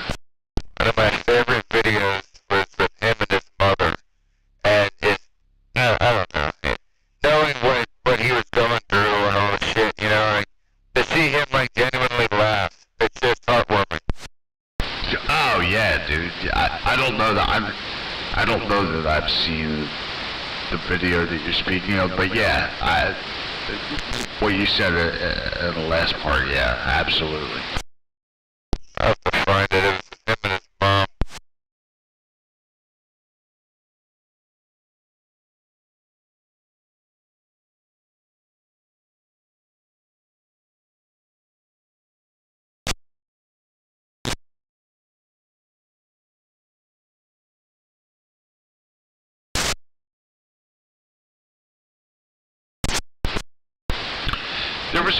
There was a couple of interviews I've seen. I can't recall exactly what they were talking about or anything, but like on the older late night shows with like Carson and stuff that he used to go on, and he used to who was his sidekick at the time? I'm trying to remember. Maybe it wasn't Robin Williams' sidekick, but maybe it was Carson's. Oh, the sweepstakes guy. Your mama. Who? Did you say my mama? That's what he said, Catnap. Brother Rat said it was my mama. They're fighting words. Sure. Talk about my mama like that.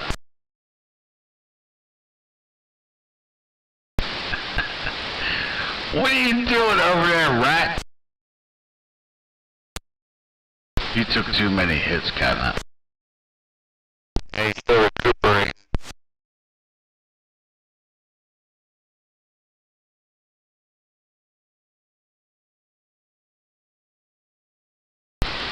Rat, we're here for you, man. We're here for you, Rat. If you want to key up. Holy shit, was that? Oh, that was Catnap sending me a message. Choo choo. Well, that was improper timing. I won't even lie to you. I try and time it when I know that you're talking. I kind of set it after you let off the key, but that was premature. That's alright, it's all good.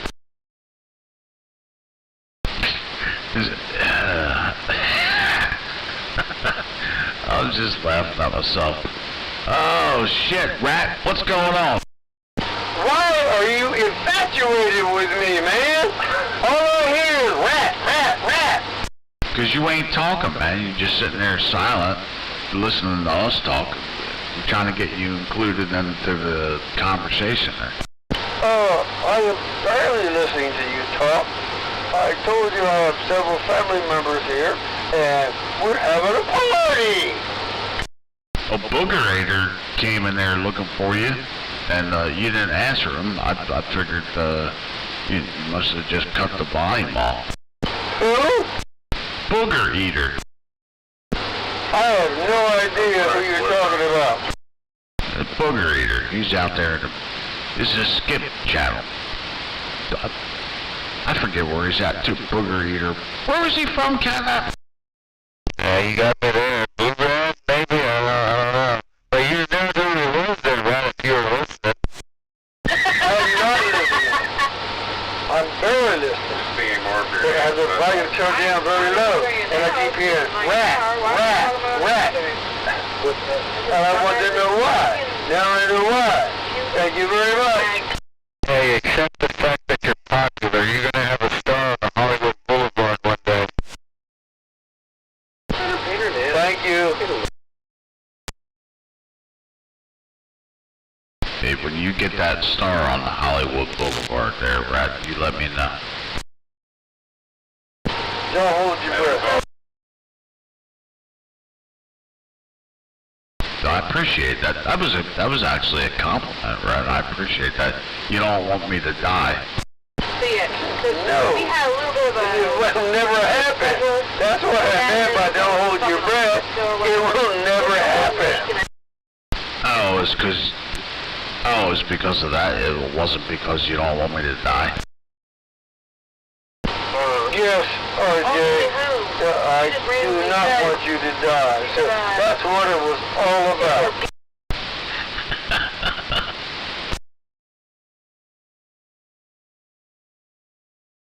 You buying that catnap? Not a bit.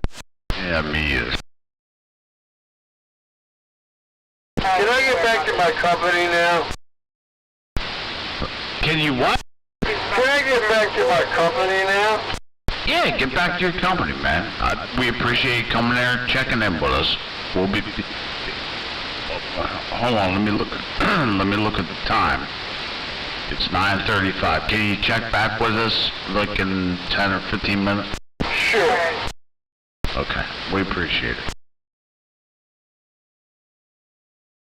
Figure for a quick one, Catnap. Yes, sir. If you give him that scar on Hollywood Boulevard, just make sure that you remember who made him. Oh, man, your name's going to be right underneath. Thank you. I'm back assembling my antenna here. I hope it goes well there, Tom. What did he say he was doing? Assembling an antenna? Yes.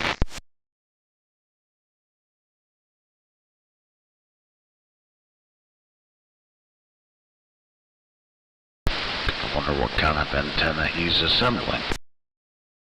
I think you got the same one you and Pegasus got. B58. Oh, okay. Alright. Well, that's interesting. Well, that's good. I wonder if he's going to put it on the house or the shop. The last time I heard about it, he didn't know. I thought you was hanging out with family. Yeah.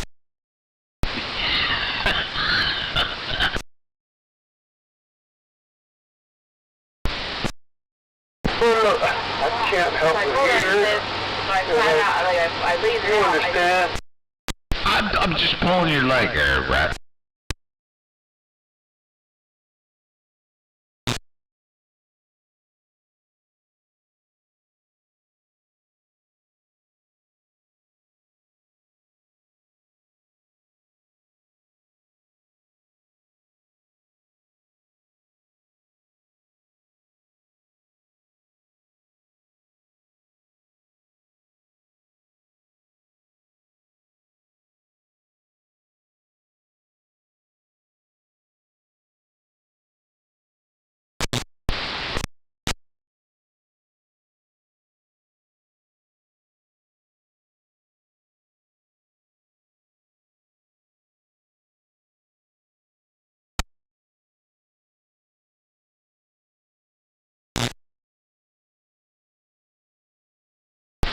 Oh, catnap. I didn't say...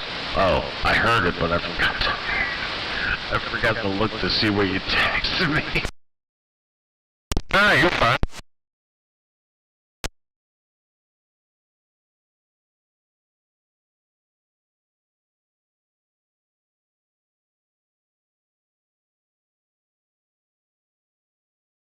It's funny how I have to enter in my passcode when my phone can't see my eyes.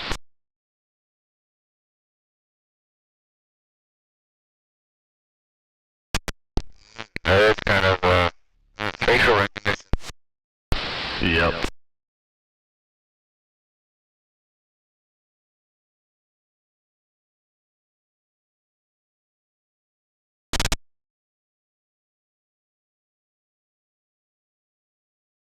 Oh, okay, you found... Alright, let me watch this.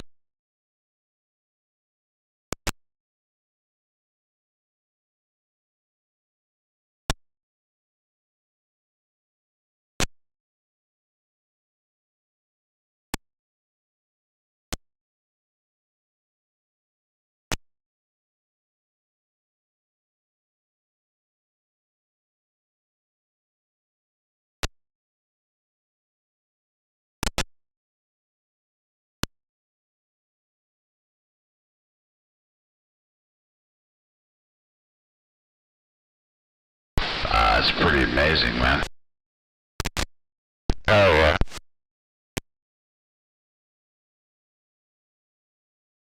Imagine doing that at the dinner table.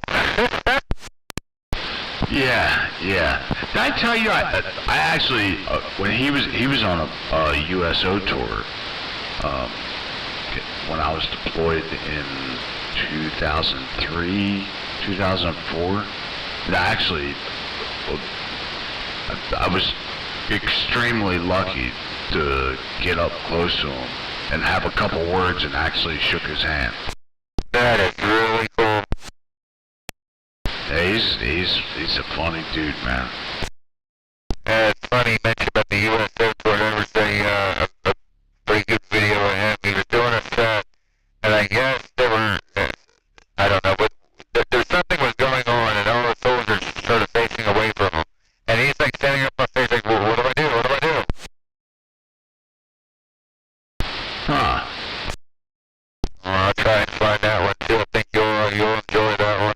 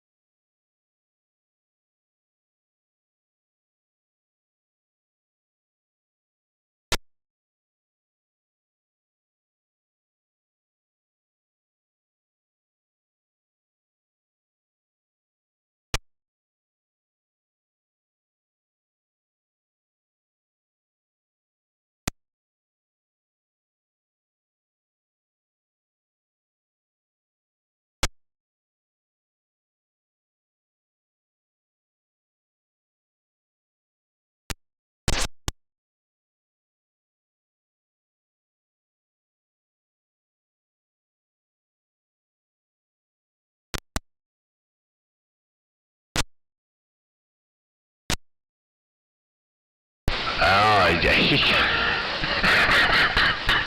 he got caught in evening colors.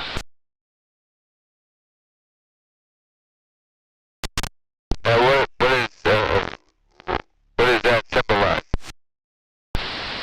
So, when you're on base, at 8 o'clock in the morning, and then, I think it's, actually I forget now, it's maybe 6 o'clock at night or something like that. I think the nighttime changes, but 8 a.m. is morning colors, and then there's evening colors. So they, only on the base they will play that. If you're out on the base anywhere, and you start hearing that music, you have to stop and find the closest flag, in your vision, like your vicinity, and face towards it. And mainly everybody knows because the flags aren't all over the place. There's a few,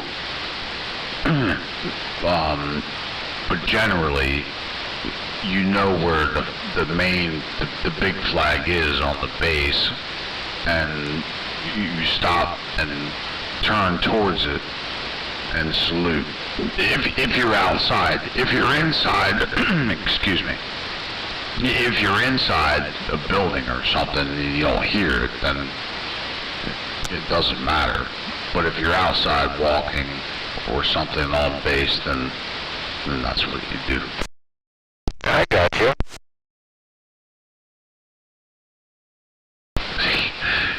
So that's what it seemed like to me. So he got caught. I'm assuming I didn't.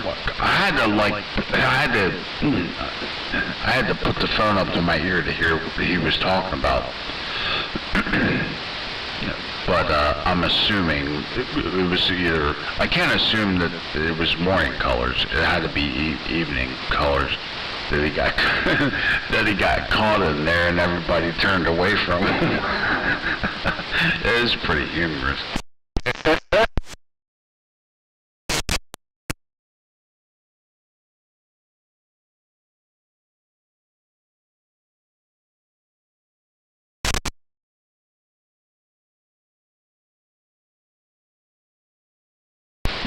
Oh, and I just read the bio, and that was in Kuwait. So that had to be, that'd be like, I don't even know, maybe 2001, possibly, or earlier. I think that was 2007. Oh, really? Yeah, the December 6th, 2007. Okay, all right.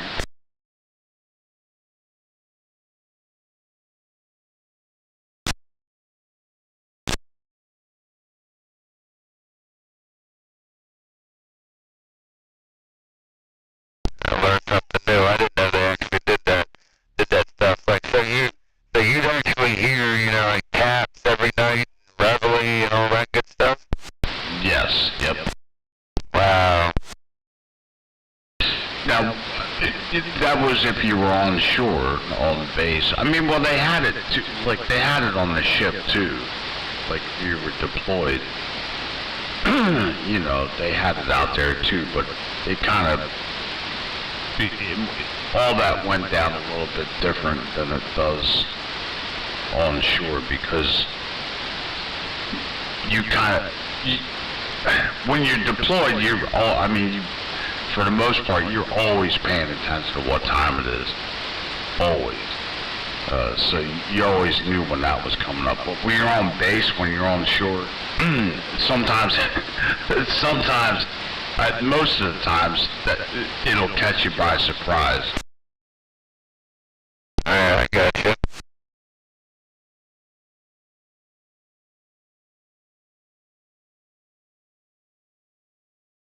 I get a kick out of those videos, I guess it'd be the staff sergeant or somebody catching somebody asleep on post. Oh yeah, that's no good.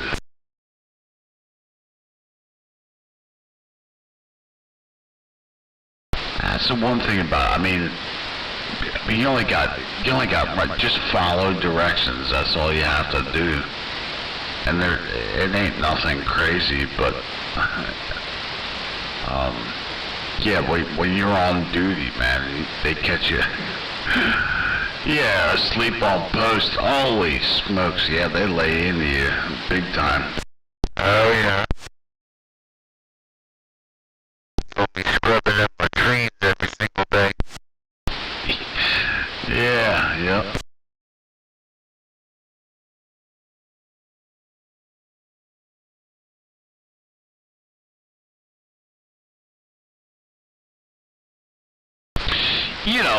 Not that none of that stuff is easy either, because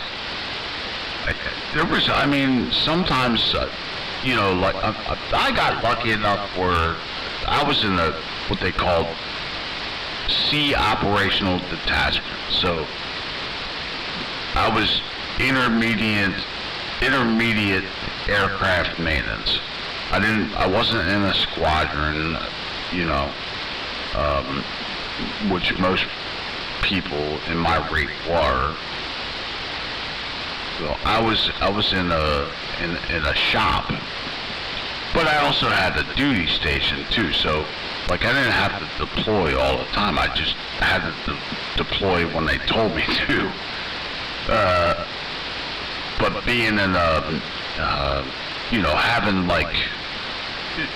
to stand watch and stuff like that. You would do you know, an 8 to 12 hour shift, and sometimes, not all the time, but sometimes, as soon as you got done your shift, you had to go on watch. And your watch could be 4 to 6 hours, and then you had to be at work in the morning. There was no, you know, exemptions for showing up on time because you had to stand watch, you know what I mean? It got rough. I mean, it could get rough in some situations. Yeah, no lonely guy getting wrong. Yeah.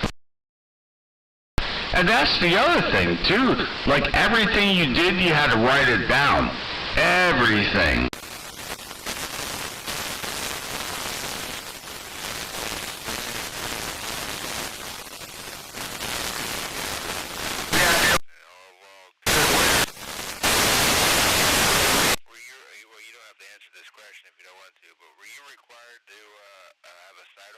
Yeah, you know, I was in about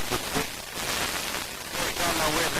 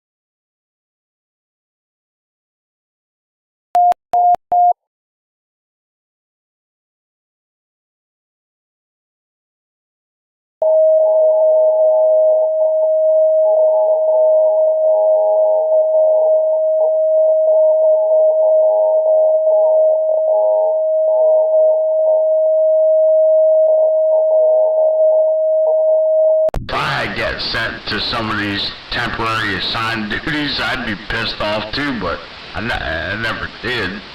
And I don't really feel the need that there's a reason to explain why. But we would get deployed, and you know, some of the guys from my own shop, you know, on shore.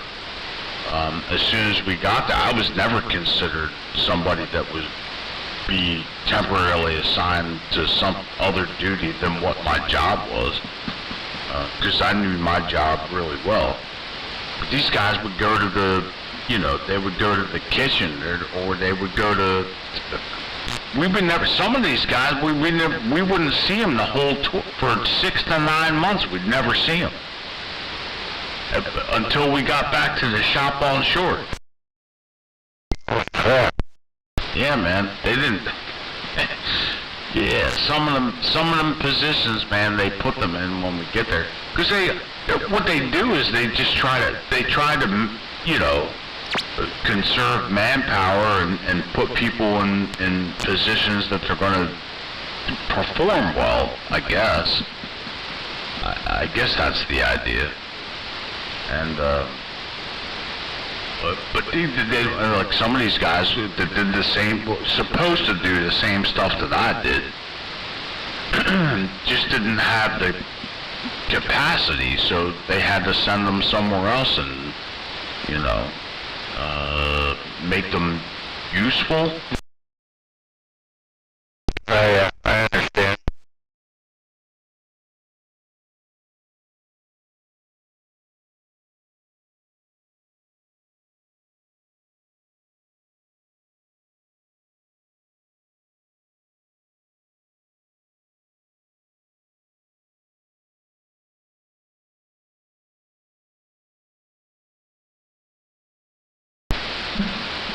I mean, so I guess long shot. When I say I got lucky, I didn't really get lucky. I just knew my job, and there was no reason for me to be anywhere else. You know what I mean? Oh yeah.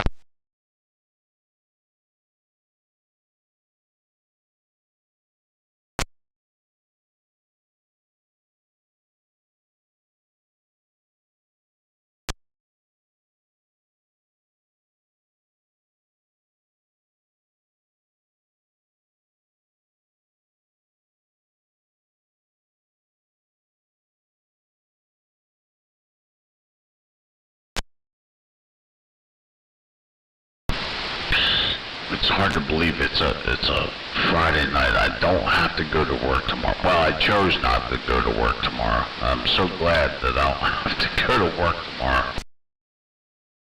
Oh yeah, man, enjoy sleeping in. Well, okay, yeah. I guess when you get up at a certain time every day for long periods of time, that never goes away. I'm not really a sleeping in type of person. I'll still be up early, but I gotta find something different to do. I gotta find something different to do tomorrow morning than I usually do. Oh, I say sleep in. We like you hit the nail on the head when you're accustomed to waking up at a certain time. That you expect that alarm clock to go off at a certain time. It's sleeping in 10 minutes after when that fucking thing is supposed to go off is a good damn feeling. You know what? You're absolutely right. Yeah, you're absolutely right. Yeah. Just that 10 minutes makes a big difference sometimes. You got that right.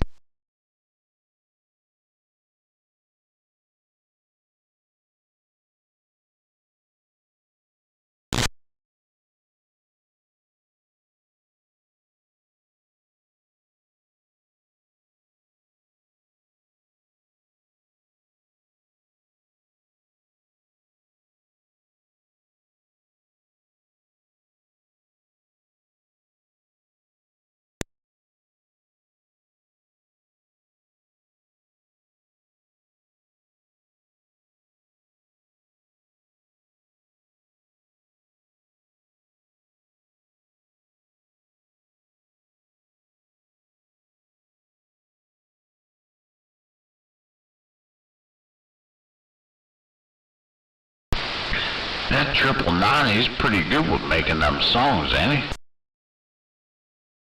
Oh yeah. That's pretty quick. I mean, I used that Suno thing that Gear Jammer used to make them couple songs about a rat and all that, which were great songs, but I used the same app, and I don't know if it's because I don't know what it is. I mean, it took me a while. It took me probably half a day to come up with a couple verses and make it sound right. Hey, I don't know what the hell he was using. He got it done in like 15, 20 minutes. It's crazy.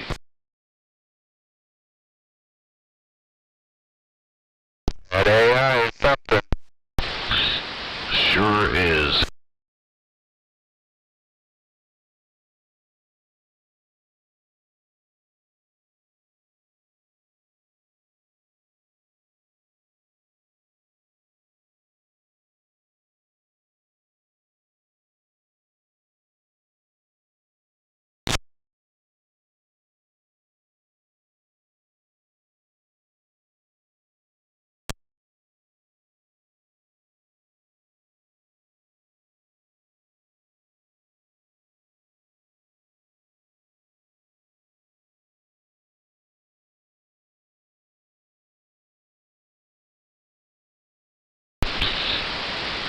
I actually got my,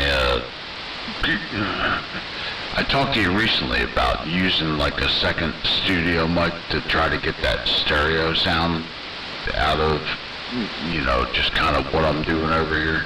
And I actually got I had to order another XLR to 3.5, and I got it. I've just been lazy on the setting it up, I guess. But, I will do it here sometime soon, just to see what happens. I'm curious to see what's going to happen there, because, yeah, that's true stereo when you have two elements.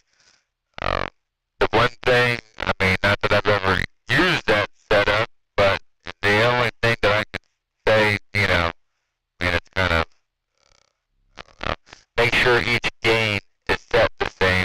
You know, you don't want one overriding the other. Yeah, so, yeah, I kind of had the same thought about that, but it also, the other mic that I would set up,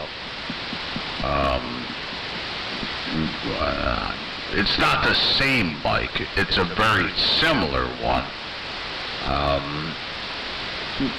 Yeah, I guess I'd just have to, I guess what I would do is just kind of run this one the same way that I always do, and then, you know, kind of plug the other one into the other channel, you know, instead of having, so, well, I do have a I do have a 4-channel mixer, but this is just a 2-channel mixer that I have, because one mic, and then I have a channel to plug my phone into. So I would just unplug that and plug the other mic in the second channel, and just maybe slowly turn it up to see, you know, what happens.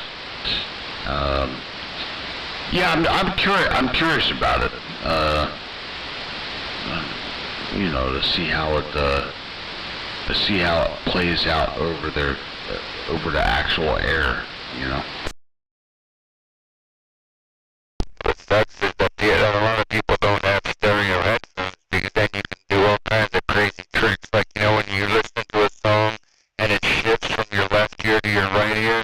I've always found that cool as shit, you know, that's trippy as hell. Disturbed used to do that a bunch. They were, I remember, I didn't really read anything about it, but listening to, this is back at maybe 2001 or 2002 maybe. Disturbed, they used to do that a bunch. There was a song, I don't know it off the top of my head, but it was off of an album that they came out with in the 2000s, before 2002. There was a song that they had, and if I listened to it on my headphones, like kind of just sitting, chilling, relaxing or whatever, it would make my teeth click, like listening to, there was something in their audio, it was crazy. You know what I'm saying? Oh, I understand completely, yeah. That's, I understand. It was so fucking nuts, man. It drove me crazy. I'm like, what the hell's going on? Every time I listen to a certain part of that song, I'm gonna go back, and I know it was Disturbed, too. I just don't remember what song it was, but I bet you I could find it. But yeah, I would always listen on my headphones, and yeah, it was pretty crazy. Yeah, so I'm curious, you know, hook that other microphone up and plug it into this other channel and see what happens. I mean, look, if it works, it works, but if it doesn't, you know, then it doesn't. But something you said at the beginning, too, I don't necessarily know. Well, maybe I would. I guess I would hear the difference. You know, listening the way that I am through a second radio, I would have to hear some kind of difference. Even though, you know, the radios are kind of only listening mono-lee. Is that correct? Would that be a correct statement, mono-lee? Yeah, it's mono audio, yeah, because most radios only have one speaker. So you're only getting either left or right channel. I mean, it's definitely going to be interesting. You're going to definitely have a fuller, probably a fuller audio, I would imagine. The only, telltale sign is headphones, because like I was saying with the whole balance, your left and right channel, your left ear will be blaring and your right ear will be, what the fuck is he saying?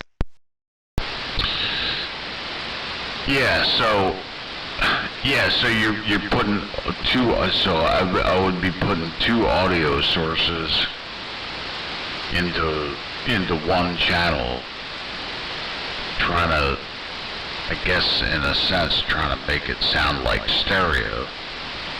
But even on anybody's other end, yeah, I guess it makes sense, because they would still be listening mono, but because I'm inputting two sources. Yeah, I mean, definitely, I'm definitely curious to see what comes of that whole scenario. It wouldn't be too hard to set up. I mean, I got it all here now. I'm so freaking lazy sometimes when I get home. I don't want to do shit. I do shit all day long. It's always fucking do this, do that, fucking get it done. When I get home, I'm like, fuck that. I completely and utterly understand completely what you mean. When you have to be on a schedule all day long and there's deadlines and there's people barking and you gotta do this and that and everything else, it burns every second, like your brain out. That when you finally get time to do shit for yourself, you're like, fuck all of this. It's so unfortunate, man. It really is so unfortunate, because I've got, over the years, I mean, between buying different accessories and things I want to put together and shit like that, just having, I mean, it's simple. It's just plug and play. I'm like, yeah, nah, fuck that. I'm done. Maybe tomorrow.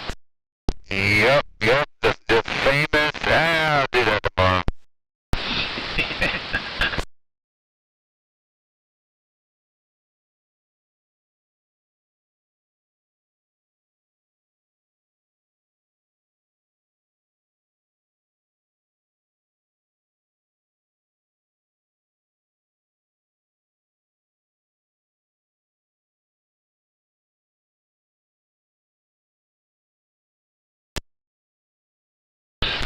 That twin microphone thing, that'll be pretty easy though. I could probably do that within a few minutes.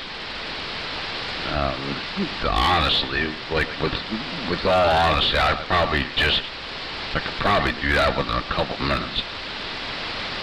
There's other stuff though, like I got that. What was that thing called? It's an MFJ equalizer. That thing, I thought, like, I talked on it, like, it didn't work. Well, it worked, but it didn't sound good. But that thing, once I downloaded, it's got like a 26 or, I forget how many pages it was, of nothing but detailed information about, taking the whole thing apart and making changes to, like, jumpers and adjustments and all this other. I've got the thing printed out and hanging on my refrigerator. I don't know when I'm going to get to that. Oh my god. That's crazy, dude. I mean, if I'm able to make that thing work the way it's supposed to, it'll probably sound alright. just finding the time to do it.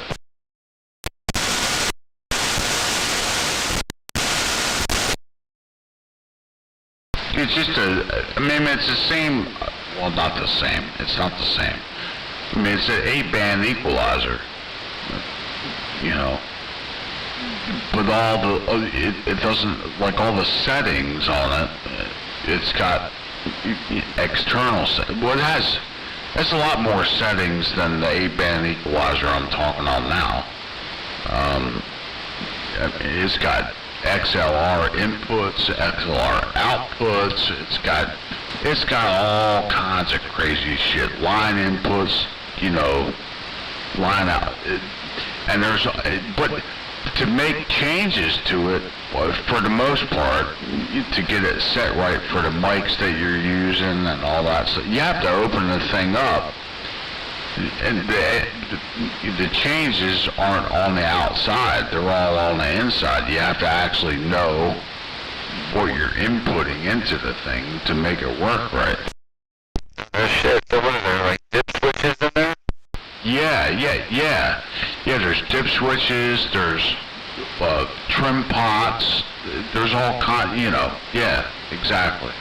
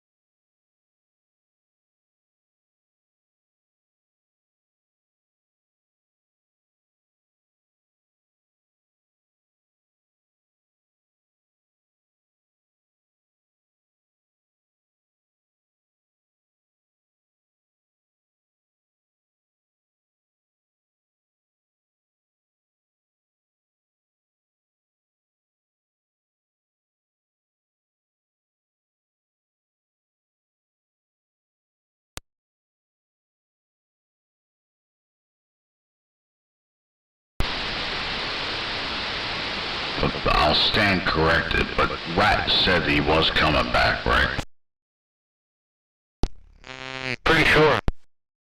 Yeah, I was pretty sure he said he would be back too.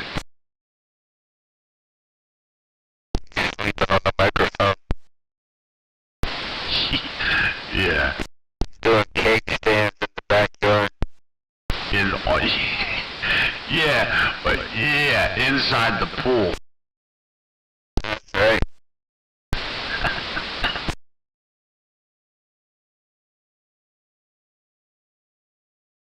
Oh man, you see Rat doing a keg stand? Yeah, oh yeah, yes I can.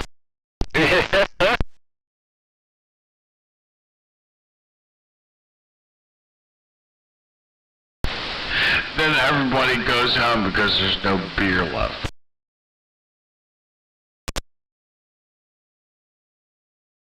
Sitting in the damn corner of this bathroom. Yeah. What did you just say to me?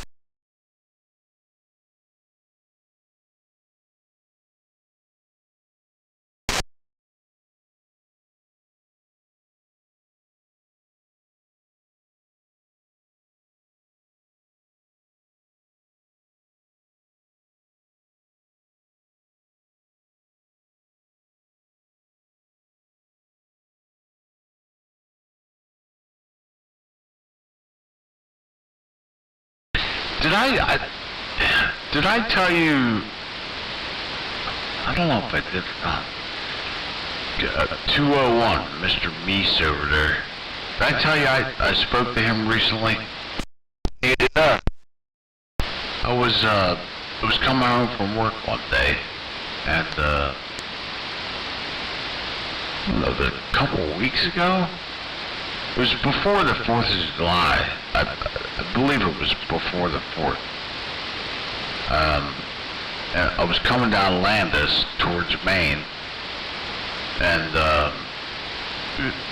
I was actually kind of shouting out for you or one, and I had made the right there on Maine, got on the park. He comes in there and he's like, oh, he called out the station ID, 201. I think he said 201 South Jersey. But I didn't have my volume up, and then I called back. I was like, who's that out there that said South Jersey? And he said 201, and then I immediately recognized his voice. And I talked to him for a couple minutes, and then he asked who I was, and when I told him, he goes, oh! But then I haven't heard him since then. 201 Mies. Yeah, Mies. So the reason he keyed up was, I guess, I don't remember what the conditions were, like maybe the day before, maybe it's something he regularly does. He had his antenna unplugged from the radio, and when I got into that area around between Landis, Maine, and Park, is when I keyed up, and he goes, dude, you came right through my radio, and I realized my antenna wasn't even plugged into the radio. Shit, man, you were blowing serious smoke. Well, no, I mean, that 655 doesn't do nothing but, 100 watts PEP, 80 RMS, it don't do nothing more than that. You must have been around his back door then. Yeah, I guess so. It's funny. We can hear you even without an antenna there, Skip.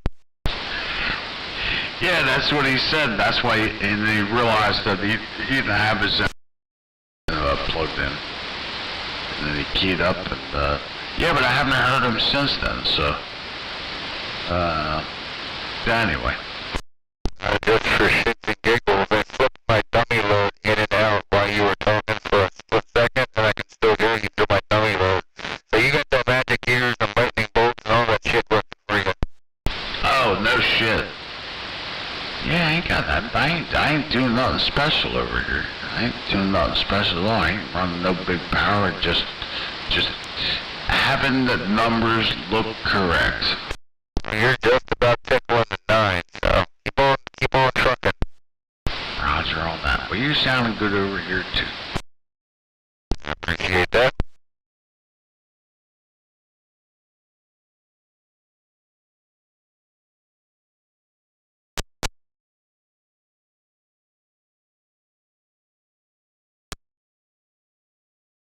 Rats piss me off, man. He comes in there, he's like, yeah, I'm having a party, I'll be back. I'm still having a party, I'll be back. Yeah.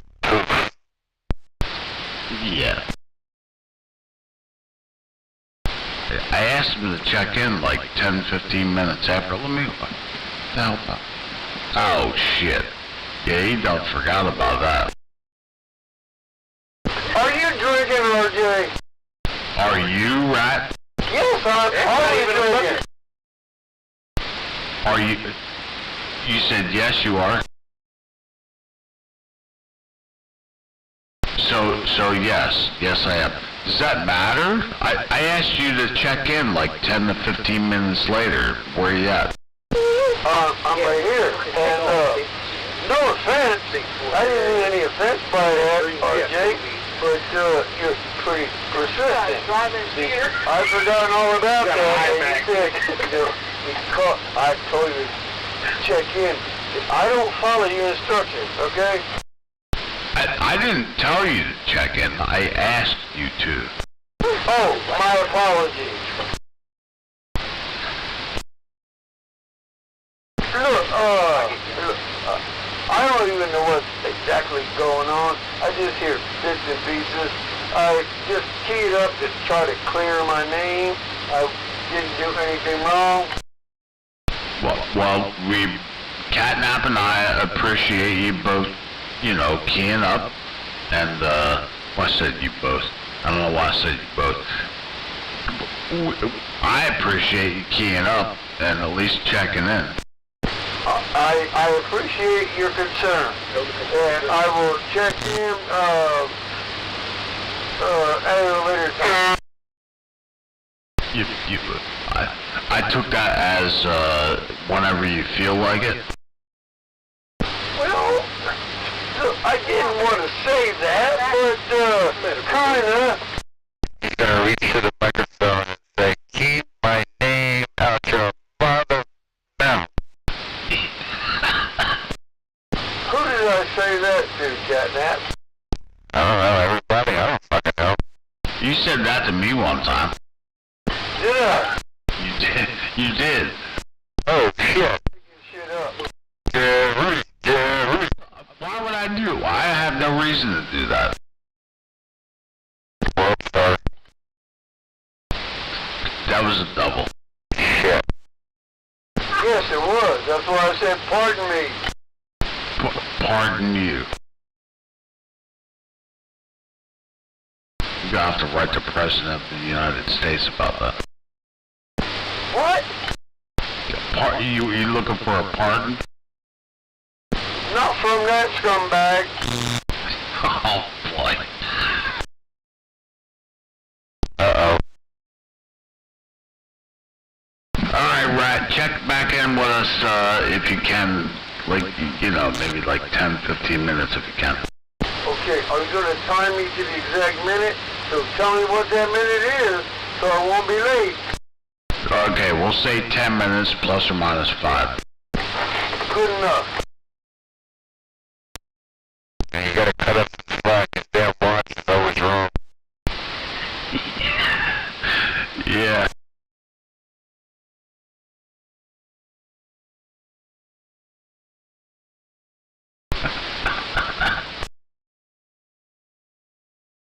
I'm so glad I don't have to go to work tomorrow. Yeah, I hate to do it to you, man, but I gotta be up at 6 o'clock. I'm gonna call it a night, man. Alright, Catnap, have yourself a good one. Get yourself some rest and have a good day tomorrow. Yeah, I'm gonna feed my face and try and pass out. Alright, man. Yeah, you do that. Get yourself some rest. Like I said, have a good day tomorrow, and we'll catch up with you when we catch up with you. Yeah, I sure do appreciate it, Skip. You have a good day tomorrow. Be safe. And shake all the hands, wave all the balls, and have some fun, man. Be safe and avoid them assholes. I will definitely do that for sure. And when I get out there tomorrow morning, I will definitely tell everybody hello from the one Catnap. Oh, yeah, I appreciate that, man. Tell him I said hi too, please. No, I won't do that. You have the ability to make it there. You just choose not to. Oh, I'm sorry. Okay, gentlemen, you signing off. Too. Have fun. See you next time. Later, Red. Have fun, man. Oh, Catnap's signing off. I'm still here, Rat. But I signed off. Aren't you listening? Yes, so we know what that means. Okay, we'll see you, Rat. You take care. Enjoy your hoagie. I love you, RJ. See you next time.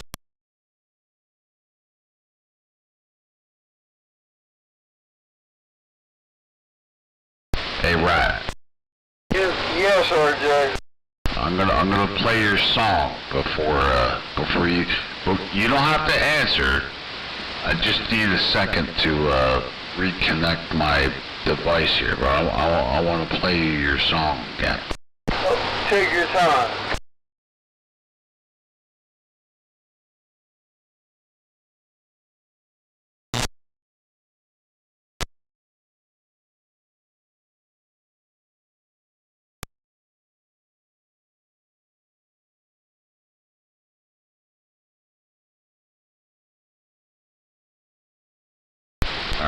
I don't know if I'll have to check to see if I have my volume set. Yeah, that should be good. Yeah, that should.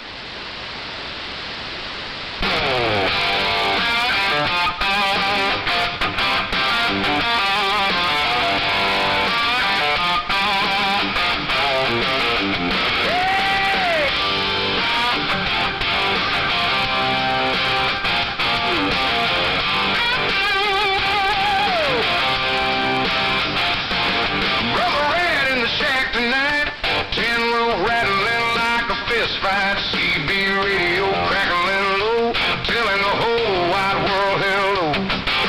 Oh, screen door got a bad lean, ashtray full and the floor ain't clean. Boots by the wall, can I do? He said I got one more thing to do. Key the mic, let it hiss. Said breaker 19, listen to this.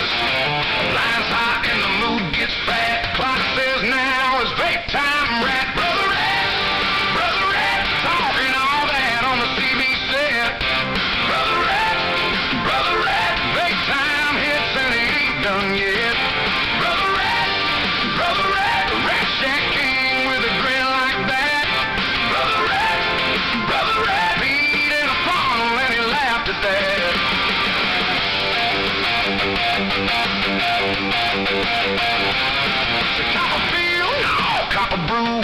Got a jar full of bad ideas too.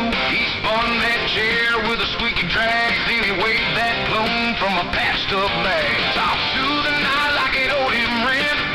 Every word came out half bent. Got a little trick, he said with pride. Keep your hands on the wheel, keep your nerve inside. Static pop, then he grinned, took one pull and keyed back in. Anybody out there got a mouth for that? Then he cracked up. Brother Rat, Brother Rat, Brother Rat, talking all that on the CB set. Brother Rat, think time hits and he ain't done yet. Brother Rat, Hey, Brother Rat. Good night to you, Brother Rat. I hope you have a good evening and a good weekend. Take care. We'll talk to you on Tuesday. Hey, Brother Rat, you're 30 around Charlotte, New Jersey. We'll see ya. RJ, I love you. Thank you. You got it, brother.